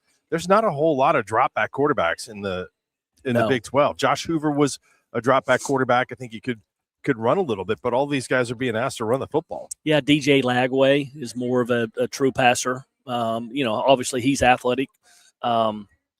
Bachmeier from BYU is more of an athletic quarterback, right? Throws it a little bit, but that's not really what he does. UCF quarterback, Barnett, that came from James Madison. Now he throws it, but he's an athletic guy. You see more and more, like you said, Connor Wigman at Houston is more of a true passing quarterback. So this is a great, Mestamaker is going to be a true, more of a pocket passing quarterback. And that's what Coach Morris wants him to do. They don't want him out there running around. So, but yeah, the guys that you see bigger, and then you guys were talking earlier, and I haven't seen him yet. I'm sure he's still around here, but the Arizona quarterback, Fafita. No, Fafita. How big was he? What would you say? 5'9". Max. Yeah. Max. We got some Heisman literature for him. But he can throw it. Man, he can run too. Man, he can throw it. But boy, he can throw it. Yeah, he had 29 touchdown passes a year ago. Yeah. And he stayed there. I mean, started as a freshman, and he's got great, very accurate. He's good in the pocket. He wants to throw the ball. He doesn't want to take off running. I mean, he prefers to throw the football and to be a passing quarterback. So we got a bunch of good quarterbacks in this league this year. Well, Fafita is the All Big 12 quarterback. I mean, projected to be that at the beginning of the season. And newcomer of the year is projected to be Mestamaker. But man, you got a bunch of good quarterbacks in this conference who have played a bunch of games, whether they played here at where they are or wherever they came from. But it's a good quarterback league. Kansas will be one team that's trying to replace that quarterback situation. They're in a big battle. They're in a big battle. They have a big QB battle with about 3 guys. Yeah, and the injuries have been pretty rough on them the past few years. Now, did you get to visit with J-Mo's guy that was wearing the chain? I saw him. I saw the big chain over there, J-Mo. Yeah. I crossed paths with him, and it's a big old chain. Did you ask him what the cost on that was? No, you're not supposed to do that, Mark. That's bad form. You can't do that. It is? Yeah. He kind of thought I was kind of creepy anyways when I came over there and brought it up to him. But I was like, hey, man, our people saw you on TV. You looked really good. And they said if you get a chance to go by there and check out the medallion that he's wearing. I called it a medallion. So you're saying if you save some money on it, then that would be considered, I mean, like, if it's not expensive enough, well, I can promise you this. Look down on it. He didn't pay for it. You don't. Somebody just gave it to him, you think? Yeah. Oh, that's cool. In the world that they're in, they want you to wear their stuff. And, yeah. Devin Dampier listed at 5'11", 204 pounds. He's not 204 pounds. He might be 224. Let's see what Noah Fafita is listed as. See, they listed at 5'11"? 5'10", 190. ESPN says 5'10", 186. Well, I haven't seen him. I want to see him because you and Preston obviously made a point to me this morning. You've got to see the quarterback from Arizona. You will not think he's the quarterback. Yeah. No, he's not 5'10". He's probably just a little bit under that, but that doesn't mean he can't have a good year. He had an incredible year last year, much better than he did in 2024. So, I mean, I think that's a fair question. As a freshman, he had 25 touchdowns, 6 picks. Last year, 29 and 6, but in between 18 and 12. Yep. And last year lost a first-round pick. I didn't have wide receiver Tet McMillan. Yeah. There that he did the year before there. So he's the nation's active career passing TD leader. Okay. 73 touchdowns. He's the all-time leader in passing touchdowns there right now at the University of Arizona. One of 5 senior quarterbacks in FBS who have spent their entire career at one school. How about that? He's thrown for almost 10,000 yards. That's nuts. Yep.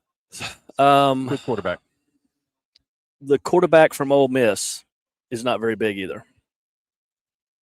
Yeah, I have not seen him in person. They said 5'10" max. Mm-hmm. People that saw him on game day on the sideline, they said 5'10" max.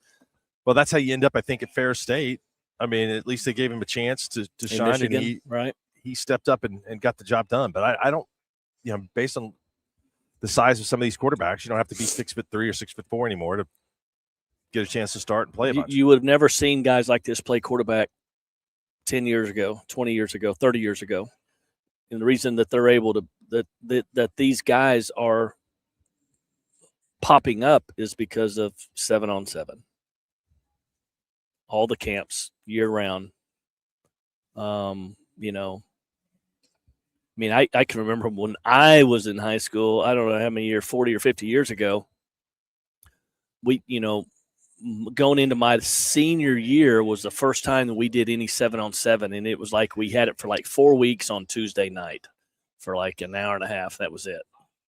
We didn't travel anywhere. Some local high schools came over and we played little ball, and I would have loved to have the opportunity to do what they do, to travel and go play on teams and go to California and Florida or wherever. I mean, that'd have been pretty fun. It'd have been hard to do it with baseball. You can't play both. Those guys don't play both. In high school, I went to a camp that they did that they just kind of paired up and it was all receivers. There are no linemen there. You know what I'm saying? So you had some of that 7-on-7 aspect. Do you like that as a coach, or would you rather there be different things going on during the summer? Because there is a lot of emphasis placed on it. For example, like some positions, they require a lot of linebackers to be out there doing coverage things. It's not necessarily good for those guys.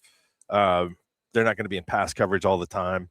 I mean, it's. I think we're coming back to more physical football, and not everything is just 5 wide receivers emulating what goes on in the summer. Well, they're doing that on their own. I mean, that's separate stuff. The 7-on-7, right? I mean, yeah, but a lot of Oklahoma high schools are really, some hate it, some love it. You know. Yeah. Well, the emphasis, but in the summertime, I mean, it's not like you're practicing anyways. It's not like you're putting shoulder pads on and you're hitting and working on the run game. They're not doing that in the summertime. No. You know, you do that in the spring and you do that in fall camp and, August or 2 days if they still have 2 days. I don't even know if they have 2 days in high school anymore. I think it's just the amount of time and dedication that's spent. There is a bunch of it. There is a bunch of it. Yeah, I mean, I think it's tough to in the summer. You have to kind of pick a sport if you're going to be basketball, football, or it's hard to do most of that with the time requirements that they have right now. All right, Scally's done at the podium. I believe that's about it that we have at the podium today. So there'll be a little bit of a lunch break, and hopefully we'll have some more players and coaches join us. Did either of you guys watch any of the Summer League basketball last night? I did not. I missed it. I'm sorry. Another loss for OKC. They have a lot of guys out there. I mean, it's crazy how far we've come because we used to pay a lot of attention to what's going on in the Summer League and how the draft picks are going to look. So once you win a championship, you kind of move on past watching the Summer League. It's a luxury. I've got to come clean. I watched Saving Private Ryan. Oh, great choice. That's a great movie for there. the 194th time. That'll get you fired up. I was scrolling through it, and I crossed it, and it was a wrap. I got to watch like another, hour and 10 minutes of it. I'm a movie guy, J-Mo. I mean, my wife just is. It's so funny. She'll be like, "What are you doing?" I'm like, "I'm watching Saving Private Ryan." I've only seen it like once or twice. She's like, "Yeah, like maybe 102 times, maybe." Once or twice this month. Yeah, that's right. The jury had a pretty good selection of television channels. I mean, you could scroll through there and have from 2 to 98. There was a lot of stuff. Yep. But I did see that the Thunder and the Jazz were in action.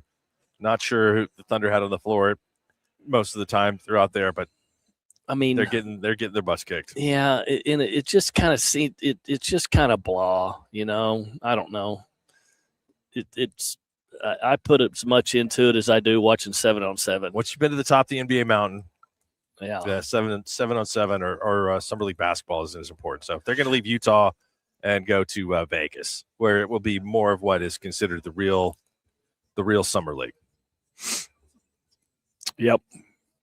All right, very good. Let's take a break. We'll come back. We're going to have a lot more coaches interviews for you coming up. We are here at Big 12 Media Days inside the Star at Frisco. So keep it locked in 98.1 WWLS, the sports animal.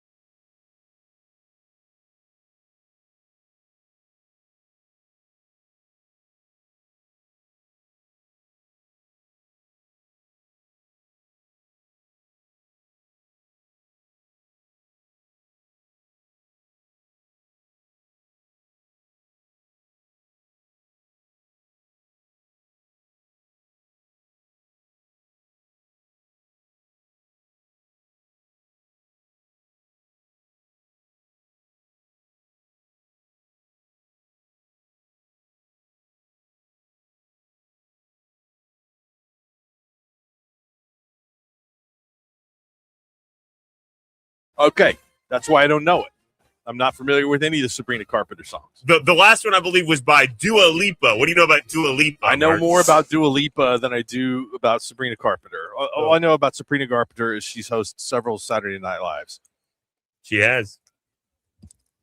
Gosh, stinks to be this age.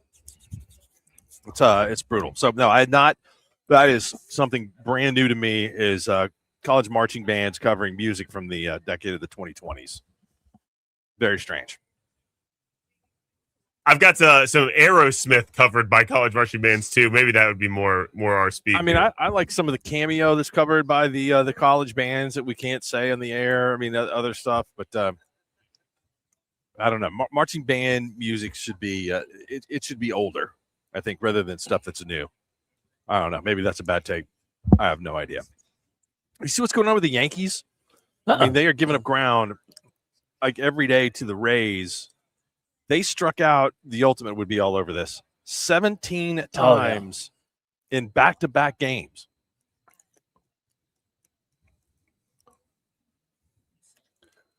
Well, that's that's almost 2 an inning. You need to be able to make some contact. I think that's anyway. The media's even getting blasted. So, like Aaron Boone, I could go on a whole. We're here for football media days, but like Aaron Boone goes on that Talking Baseball podcast with the John Boy guys, and he's like one of the rotating hosts. And now they're going after them, saying that they need to fire him from being on that show, so that maybe the Yankees will make the move and fire him from being the manager. How about that? I was listening to 105.3 this morning down here, and Brett Boone was on with them, and they didn't even want to bring that up, which I understand. Maybe that's the first domino. Fire Brett Boone from his weekly spot on talk radio, and then you can fire Aaron Boone.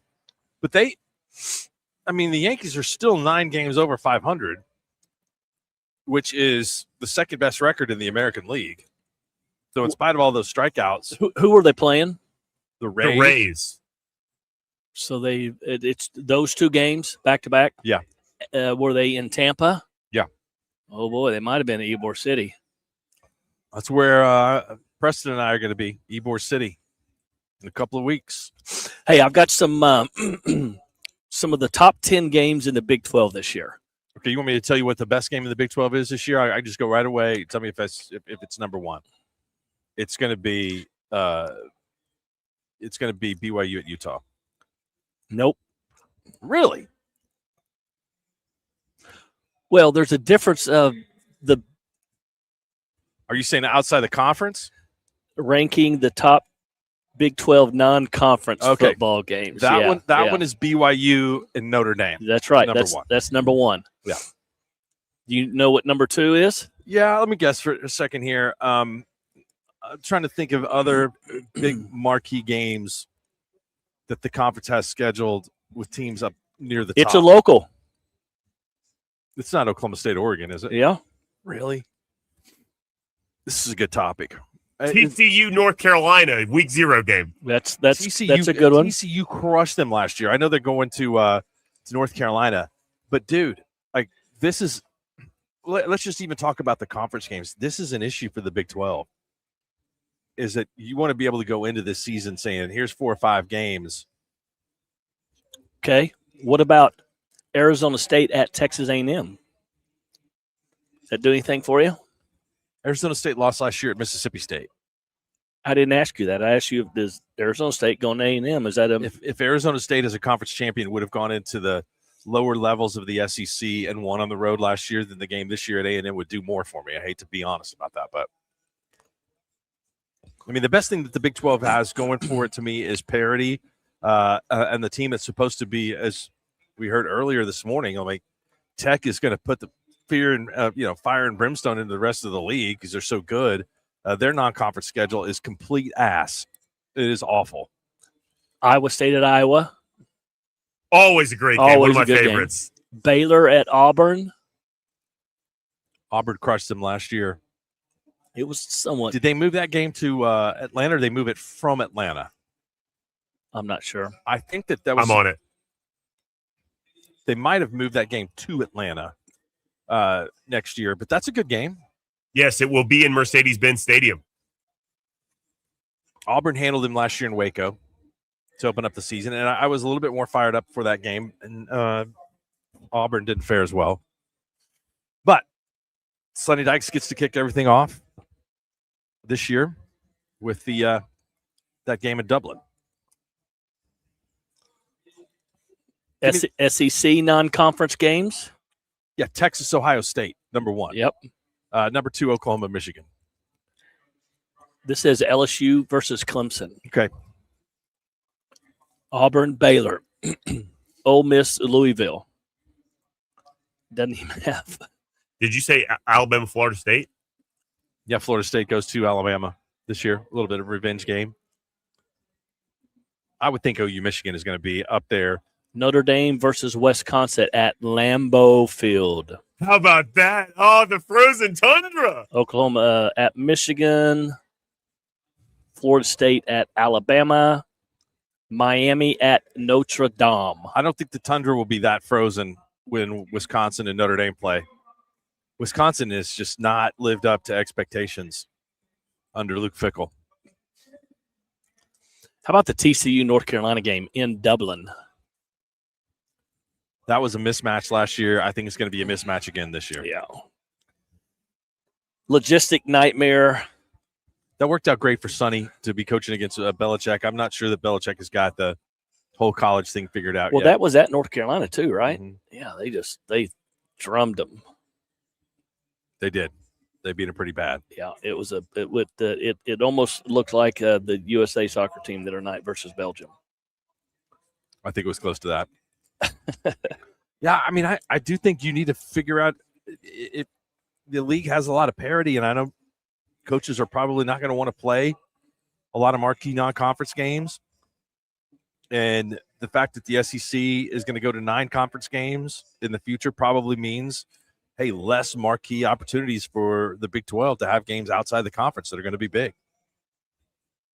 I think that's why you see the rest of the world outside the SEC looking for a bigger conference playoff. Yeah. I think that's something we should ask Sonny. Will that offer more opportunities for teams in the Big 12? Let's see here. For looking at the University of Oklahoma, 2027, Utah State at home, at SMU, cute game, San Diego State at home. 2028, Temple at home, at Houston, Colorado State at home. 29, at San Diego State, Nebraska at home. 30, Tulsa at home, at Nebraska. I think that Nebraska series has a chance to stay on there. I think it wouldn't bother OU to keep them on there. Yeah. I mean, SMU is a fairly tough non-conference game. That'll be a packed house down there. TCU plays them every year. So is that game going to be played at on campus? I don't know. I think it is. Guys, looking at the 2027 schedule here, this is courtesy of College Football's Reddit page, so grain of salt maybe. In 2027, these are the teams that have yet to schedule a Power 4 opponent. Arizona has 3 games, no Power 4 opponent. Kansas, 3 games, no Power 4 opponent. TCU, 3 games, no Power 4 opponent. Texas Tech, only 1 Power 4 game currently scheduled. West Virginia, 3, no Power 4. Virginia has no Power 4 with 1 opening, and Ole Miss has no Power 4. Just win, baby. Opening. Get those wins at the end of the year. That record. They have to schedule one of those, right? I mean, according to the SEC bylaws, they're going to have to schedule in the SEC. You have to play a Power 4 team in the SEC, but not in other conferences. The SEC teams in the non-conference have to not do it. Like Big 12. No. I don't think Big 12's done that. But and then does Washington State count, because Arizona and Kansas both have Washington State scheduled, but that wouldn't count as Power 4, would it? No, Pac-12 newly. I mean, Washington State is not. That doesn't pass the test as Power 4. I guess if you use the number 4, yeah, I should have answered my own question before I asked it. All right, let's take another quick break. I think we're going to have Sonny coming by here anytime. We got our fingers crossed. Yeah. So, Cale, tell us what's going on at Mathis Home Superstore. Mathis Home Furniture Superstore. Fantastic selection on genuine Lazy Boy recliners, specially priced at just $4.99. Fantastic deal. Get in and check it out. Enjoy the freedom to save at Mathis Home on every room in your house. The largest selection in the state. Whatever your style, they have it in stock, so you do not have to wait. Fast, free delivery on everything in the store. Buy it today, get it delivered within a couple days. Mathis Home low prices beat Amazon, Wayfair, and other online retailers hands down. Shop and compare. You'll find they're the lowest prices on every single item every day. Located at 3434 West Reno. Also have a big store in Midwest City and in Tulsa. Don't forget, Cale and I are going to be at 5 Iron Golf tomorrow. Back home, golf, food, and social fun. 1806 24th Avenue Northwest in Legacy Park. So come by and see us tomorrow from 11 until 2. We're back with more here from Big 12 Media Days in Frisco. Stay tuned.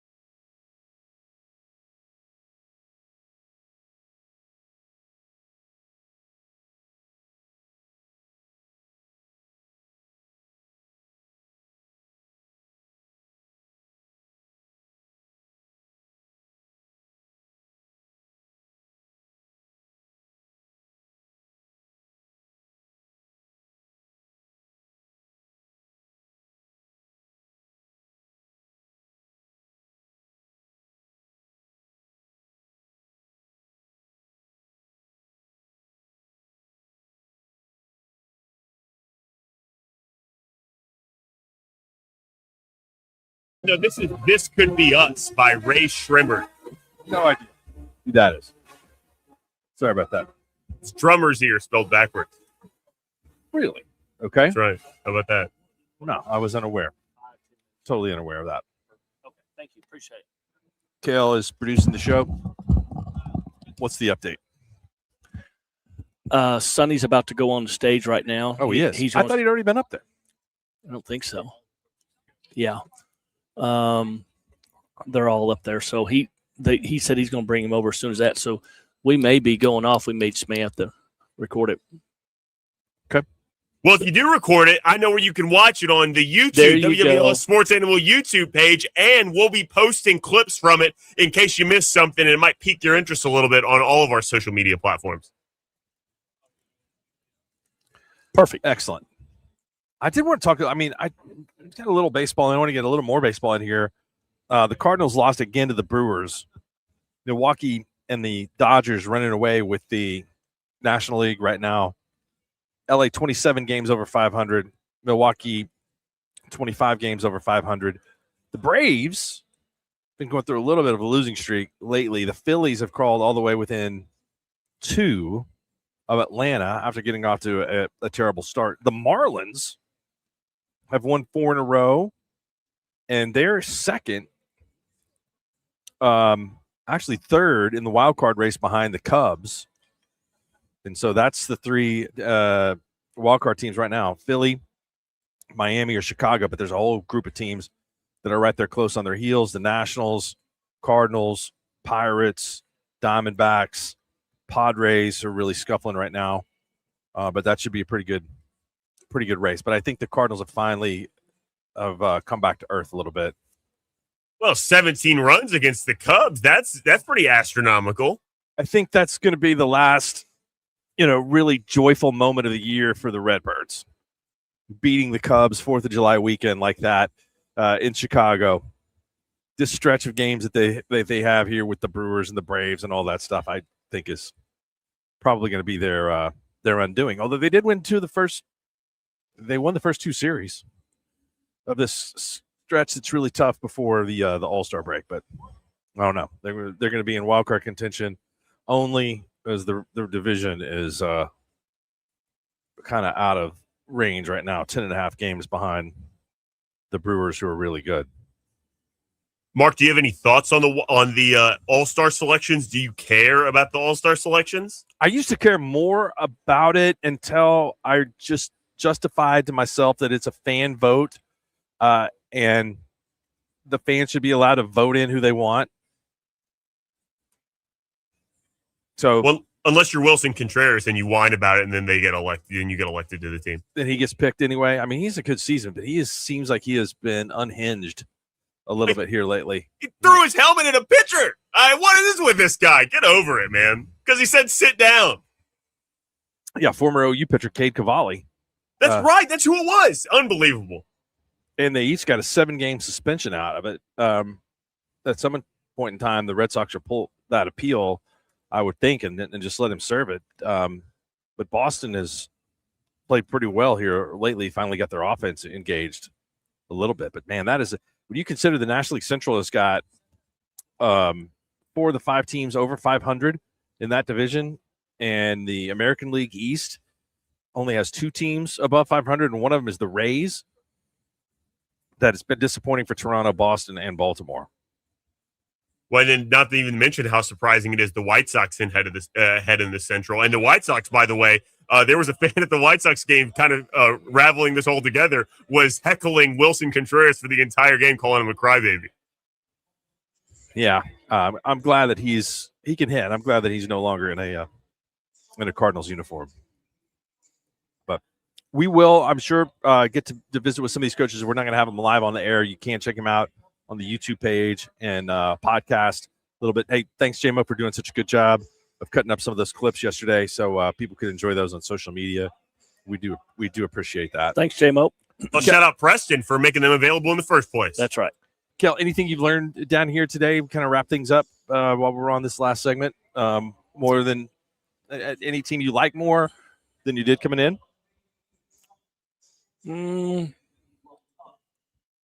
I thought some of the Arizona State players looked big.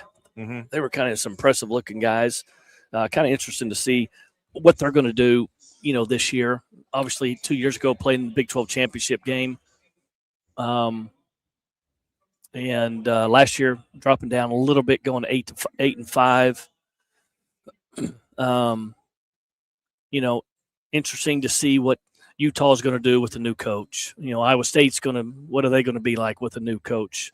Two successful coaches, guys that's been really, really good. Morgan Scalley from Utah and Jimmy Rodgers from Iowa State. He was at South Dakota State forever. How good are they? How good are they going to be? But it was an interesting hire for Iowa State with Jimmy Rodgers. Is that South Dakota State, T.J. Otzelberger, the basketball coach, was at South Dakota State for a long period of time, but he was only at Washington State for one year. 1 year. And I think at South Dakota State, which is in Brookings, I believe, you're very familiar with Iowa State, kind of close to there, so that program has a lot of influence around there. But he was part of a really, really good 1AA team there with South Dakota State that won the national championship. It's a great program, and I'm sure they kind of had an eye on him for several years. And obviously, when he went to Washington State, and finally the opportunity happened for him, they took advantage of it. So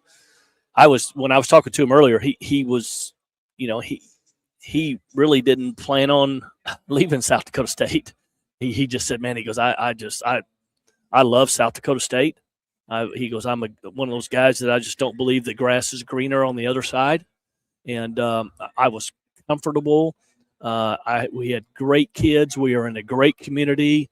It was a level or two down, but I was really, really happy. But he said, Iowa State's been a really good program over the last several years, and what I've learned about Ames is it's a great place to raise a family. And he goes, I think he told me his kids were 7 and I don't know, maybe 3 or something. So he's looking for. Here comes the chain. Here comes the medallion. That I don't know if that beats the story that Jimmy Johnson told of he'd gone out on a trip when he was assistant at Iowa State in the early 70s, and then he couldn't get in the door when he got back to Ames because snow was piled up so high, and he walked in and he told his wife that I'm out of here. We're moving, and she said where, and he said I don't know, but we're moving, we're leaving. Here's a couple of things that you might not know about college football going into next season. North Dakota State is not going to be one AA anymore. They're moving into Division I, and they're going to play in the Mountain West. Northern Illinois is no longer in the WAC. They're going to also play in the Mountain West. So I don't know. In Northern Illinois, there are no mountains, and it is not west of much of anything. But Sacramento State is going to take the place of Northern Illinois in the Mid-American Conference. So they're going to get a lot of frequent flyer miles. And they've been really, really active in recruiting players in Oklahoma. Yeah. Do you know who that head coach is out there off the top of your head? Yes, I do. Is it Marion? Marion. Yeah. Yeah. He's from kind of down in this area. Texas. He's been in this part of this country. So offensive coordinator at Tulsa. Offensive coordinator. Yep, that's right. So what was the name of his offense that he was running at UNLV? He had a name for it. His offensive system had a name for it. I cannot think. Oh God, what is it? Oh, the Go-Go? No, I'm gonna text my son see if he can respond. That league with UNLV in it this year. You think we'll see Dan Mullen back in a higher level job anytime soon? Well, I would think he would have an opportunity, and if he wants that opportunity, he may be content where he is and happy with what's going on, and maybe his last hurrah, maybe. I've got a question about that, actually. I was going to ask this on, Monday, but the day before you guys left. So I saw this quote that I thought was interesting. UNLV and Boise State are two of the favorites to be the Group of 5 playoff team. And this is the quote they said about Jackson Arnold going there with Dan Mullen. It was funny that Jackson Arnold said this. It was funny. Coach Mullen wants me to actually, in practice, stop scrambling to run. He wants me to start throwing up more 50-50 balls, things I probably wouldn't throw in the game. And he's just do it now while you can try and see how much you can get away with, Arnold said. What do you think about that idea of having Jackson Arnold throw the ball up a bit more under Dan Mullen? And can he be successful under a guy that's proven to have good quarterbacks like Dan Mullen? Boy, I mean, I don't like that mindset. I know that. Yeah, how much as a quarterback, a former quarterback, channel this? Is it instincts or is it confidence? What's the level there where those two things intersect? Because for me, Jackson Arnold lacked some instincts that you need to have. 100%. There was just way too much, and how much of that would be if he was really confident that he knew what he was going to do, that those instincts would be better. Having way too much confidence sometimes can get you in trouble. And it got him in trouble. I think he's very talented. But I think what has kind of slowed him down or held him back has just been from the neck, shoulders up, you know. So I hope he does good, though. He's a great kid. You know, I was around there when we recruited him a lot. J-Mo, you were right. You were right. It is the go-go offense. Marion's offense. Yeah, that was it. But I hope he has some success. You know, he's a good kid. Well, I would think he would be the starting quarterback for that team. But Dan Mullen's done it. I mean, he's done a good job. I don't know if he is if being away from it makes him any less difficult to deal with. What do you mean difficult to deal with? I think he's always had a reputation of being very difficult to deal with from an athletic director's perspective, or just. But that was a long time ago. Well, his whole thing at Florida wasn't it that he didn't want to play the game with the donors to like be part of the NIL era? So I wonder what changed that he would want to get back into it at a school like UNLV. I could be wrong about those facts, but that's the story I remember. I don't know that. I think it's just like coaching, right? You miss it. I mean, you just want to be. Yeah. And he's winning. Well, it's like Rich Rodriguez was out for a few years, right? But he got back in. He seems happy and content, but did a similar job. I mean, at Jacksonville State, yeah. That program has won a lot of games. Or won a lot of games under him. Yep, it'll be interesting to see. He didn't really want to come out and say who his starting quarterback was going to be at West Virginia, did he? There might be a you guys might see a clip on social media about that later, and maybe it'll get the comment section talking. How about that? Yeah. Okay. Well, I wouldn't name a starter now. Well, if they've already been told. I mean, he was fairly high on Michael Hawkins. What he said here. No, he talked. No, he talked good about him. But I'm just saying. I mean, a lot of times, you know, coming out of spring ball, heading into summer, you'd like to be able to tell one guy. You know, I mean, how long are you going to wait until you get into camp? You're going to wait. I mean, a week or 2 weeks. I mean, I don't know, you might wait a week. You know, you got to do it rather quickly. Is he better suited for Rich Rodriguez's offense than what he was in Norman? There's going to be more designed quarterback run. Yes, it'll fit him better there. No doubt than truly sitting in the pocket. But what it sounded like from Rich Rod was he had a great spring and he got more comfortable back there. I mean, he works at it. Is it easier for a quarterback to throw? Sometimes if you're used to running the ball to throw on the run, can you be more dangerous? I mean, defenses can kind of be confused with some of those looks. One more time now. For a running quarterback, if you're going to run an option-based offense like Rich Rodriguez has, is it better for the quarterback sometimes to be able to throw on the run? I mean, like it didn't ever look to me like Hawkins was comfortable sitting back in the pocket. No. He's now in high school he was more of a pocket passer, but they were just better than most people and had protection. He could get rid of the ball, but I mean, he's athletic. There's no doubt. Make different throws in college football than you do in high school. No doubt. I think if he's the starting quarterback. He's going to help them tremendously. And again, Michael's a great kid. Comes from, you know, his dad, Michael Hawkins Sr. But trust me, they're dialed in to being, and Michael Hawkins Jr. is dialed in. You know, you go out to West Virginia, you're away from home, can't get in the car and drive home and see your family or anything. I mean, what I was told was he was, you know, he's this is his opportunity, and he's going to take advantage of it in this system. So, like I said, there's a bunch of good quarterbacks. There's some guys that can be really good in this conference this year in the Big 12. I think it's going to make the difference in some of these teams, who is chasing Texas Tech, who is chasing BYU. Question for Texas Tech is, how good is their quarterback play going to be? It's a valid question. A little piece on West Virginia talked about maybe them being good this year. How about this stat? 6 of their first 7 games are either at home or neutral, and their one road game is at Iowa State. I've always had a hard time on the road, I'll give you a little kind of advanced preview of what we've got. I mean, of course, North Carolina TCU going to open up the college football season 29th in Dublin last year, same game as K-State and Iowa State. Thursday, September the 3rd, marquee game that night would be Colorado at Georgia Tech. That's going to be a tough spot for Colorado against Brent Key's team. Bethune-Cookman, UCF play that night. Idaho and Utah also play that night. Friday, there's a single game, Long Island at Kansas.